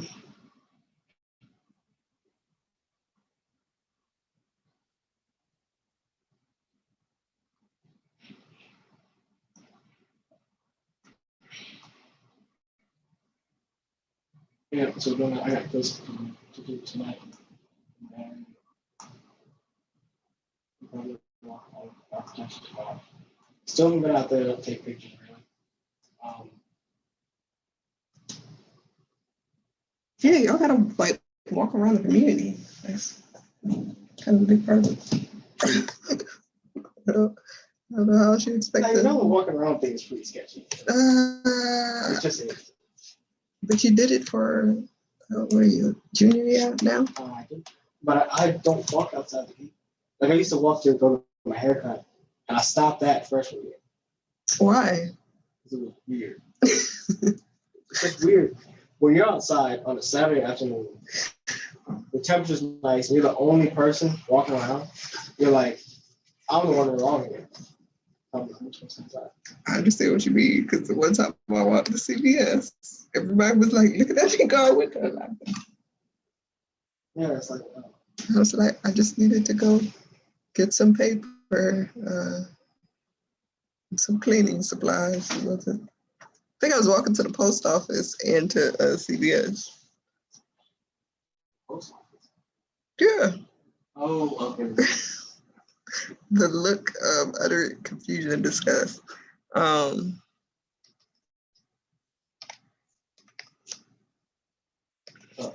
probably go right around tomorrow. Yeah, I'm about to go home and eat some leftover.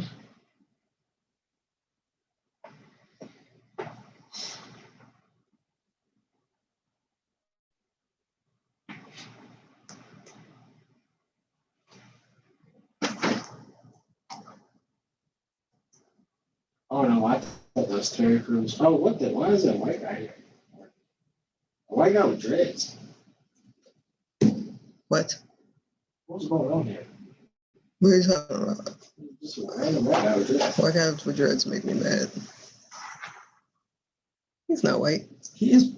He's not white. He is very white. He went to school with me. He's not white. He was black. He's just really light skinned. Seriously. Ma'am, that is a white male. It's not. Let me see. He is very white. I remember him. He was not white. He can get sunburned. You can't be light skinned enough to get He sunburned. was not. Yes, you can. I can get sunburned, first of all. Yeah. It's just a matter of staying outside in the sun without any sunblock. I remember that dude. That's a white man. It's not a white man. I remember him. I'm telling you. We were both students here at the same time. Oh no. He looks very white.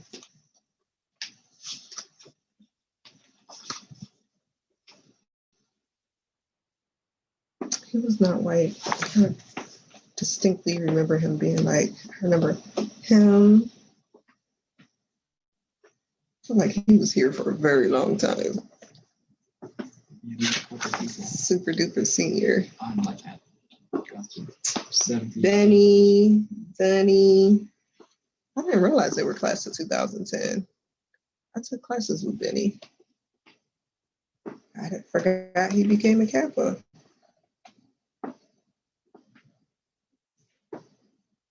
I don't know what the heck is going on here. Is a mime or something? Yeah, I just am never here for mimes. Freaks me out. Yeah, I remember him. He was black. Obviously not dark skinned, but he was black. I mean, we had white dudes on campus, but they just looked like regular white dudes. Oh. I remember her. That was my roommate, Fly Dee. She's in the military now.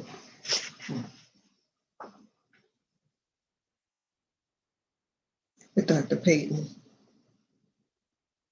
That man had a very interesting look about him. August. He's not, he wasn't the president, was he? Yeah. He was the president while I was here. Okay. Was that the one that you guys disliked? I was the one who protested and told him that he didn't care anything about architecture because we weren't getting. Oh, this is when August was in court. I didn't realize she was Miss Tuskegee. After I left, I really didn't pay much attention. I remember that dude. This guy right here.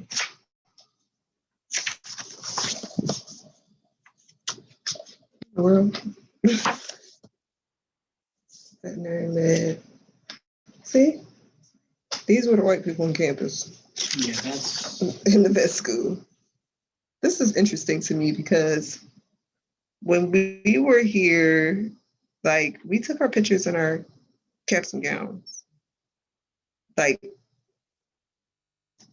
you know, everybody looked the uniform. Mm-hmm. This looked like freaking high school pictures. Yeah. Like, who thought this was a good idea? Now I'm trying to see if I can find the dude. I remember him though. He was definitely.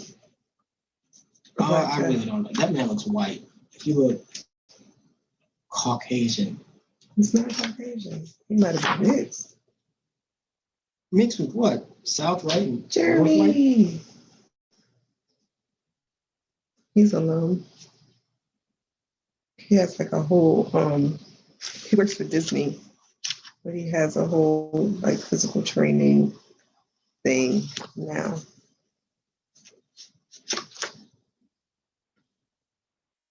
This is before they got the nice burgundy caps and gowns. These y'all caps and gowns would be better. Ours were these shiny Jones. I hated the thing. No, that's not even. That's for my master's ceremony. But yeah, this is what I expected it Ricky. I used to hang out with him all the time. I didn't realize he was class of 2010. I used to tutor him. He married my friend, Tamasia.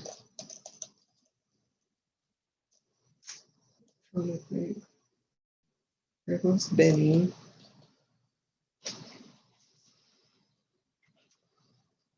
So many familiar faces.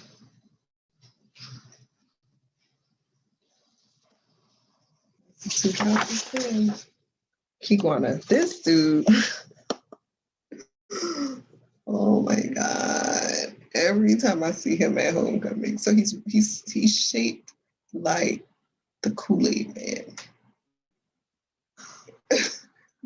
Think I'm playing, but I'm serious. Like he's got a head and then a really round middle, and then his like legs taper down. And he's always wearing like the narrow ankle pants. Oh, like joggers? Not even like joggers. They would be slacks. Because he was a big man around the middle. Mm-hmm. He had a lot of hips. Okay. Needless to say, every time I see him at homecoming or at any Tuskegee event, this man finds a way to like hug me and rub his belly on me. It's the most uncomfortable thing in the world. She has a That's funny. I remember her. I'm trying to. Oh, there's Lenny. This is my brother's wife. Your brother? Well, my adopted brother. Like, wait, what? I missed that information. Look at Diamond. Yeah, man. It is just very invasive overall. Be like, why? Every time I see him, oh, look at Glenn. His face kind of reminds me of Jayla. I remember this dude. He used to be really cool, Corey. J Till has a whole like hot wings business now. I used to have a crush on him too, Thomas. At least he turned out to not be gay. But he used to, you laughing. It was a slim pickings in these streets. It's like, geez, so everybody I might potentially like is that. Great. She's married to a woman now. They're getting ready to have a baby. Fanny D. I remember Simone. I think she was construction with the Kappas. This is what we used to have, like actual activities and stuff on the yard. Oh, look at little Solomon. That's little Solomon. She was so sweet. Probably, Solomon? Yeah. Solomon Shelton. She might have been an inch shorter than me. It's like, oh, you're so tiny and cute. Because I could finally call somebody smaller than me. Because at the end of the Rose used to stay trying to get me to join their sorority. KK Psi, they was out here. What happened to them? That's the band frat. Oh, yeah, I don't see people. Ropi Alpha. Okay, now what happened to them? Because they're really not here anymore. I don't know. I could call my friend and ask him. My friend started the chapter. Oh, really? Yeah. Wow. Not last very long. I don't know. They still got a little spot. Yeah, they still have the spot. We are. That's all I know.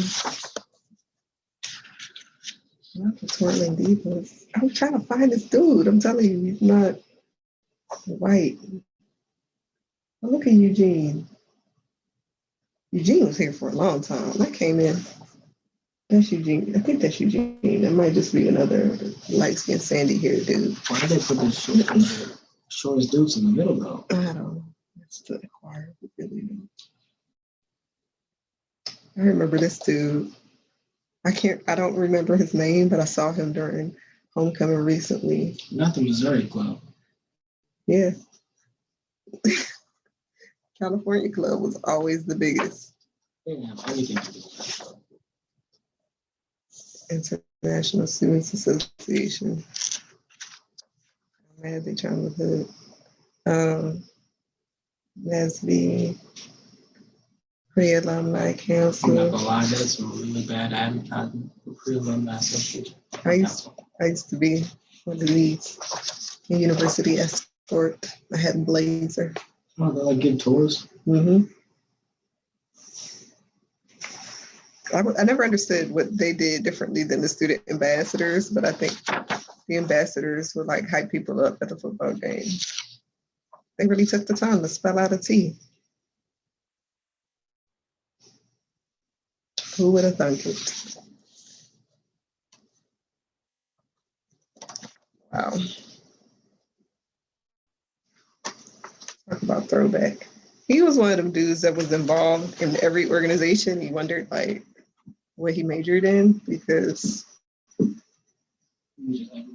he was in track. He's on this. You on track team, you on this, you on that, you roll Pi Alpha, everything. Who's this dude? Does he have a ponytail, like a perm? Oh my God, why did you have to be an architecture major? What in the world? Troy, that was his name, Troy Ambrose. Involved in everything.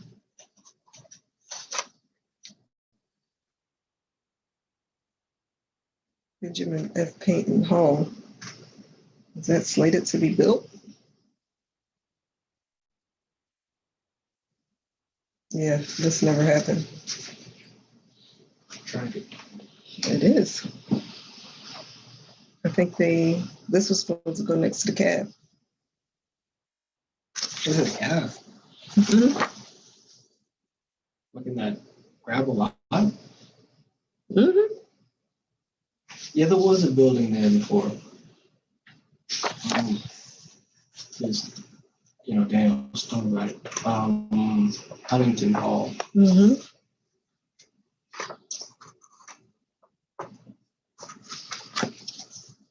Yeah, man, pickings were slim. So many dudes I went to school with either turned out to be gay or confused about their sexuality. And then, especially in architecture, I was like, oh, jeez. But that guy is white. He's not white. He is very white. You can see his neck beard is white. What does that mean? His neck beard? Yes. White people have a very distinct neck beard. The small things. So you know, it's a white male. He wasn't white. Maybe I'm wrong. I don't know. I remember that dude. Vaguely. But he wasn't white, he was black. He has Oakley glasses on. What does that mean? That's a white man glasses. Really? Are you really studying this photograph now? This little? Hey. Again, I don't never do. I just see what I see. But so tomorrow, so talking about the cost of things, because we can get a price, but it's not going to look right because we don't really know how much we're going to use. Because I would think we would need to make a 3D model before we make a physical model, or at least be in conjunction with 3D model too. I don't understand. As to get an estimate on materials, we got to know where our lines are at, how big certain pieces are going to be, blah, blah, blah. Or just give like a rough shot. Just make every layer flat for right now, all the way across the board. And then whatever excess we have, we save it for next time. But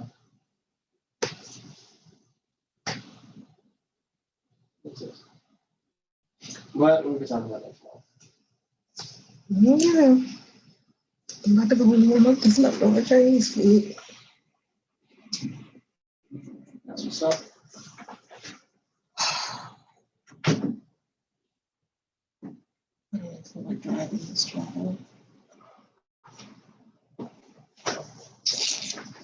That's what it is. So y'all coming by at 10 o'clock. Yes, ma'am. All right. I just gotta pack up my stuff and load out my car.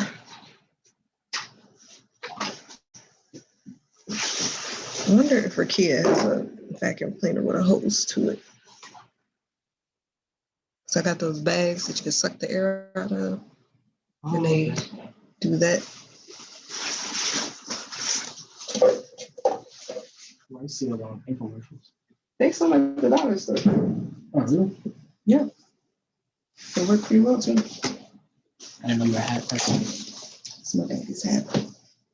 Oh, okay. He was a hat person, and so I became one after you guys. Because I didn't think I could fit into all my lots, but You always put stuff over the wall. that's what I came to. It's my daddy's hat. It's one of the things I saved. I wish I had saved his Tuskegee dad cap.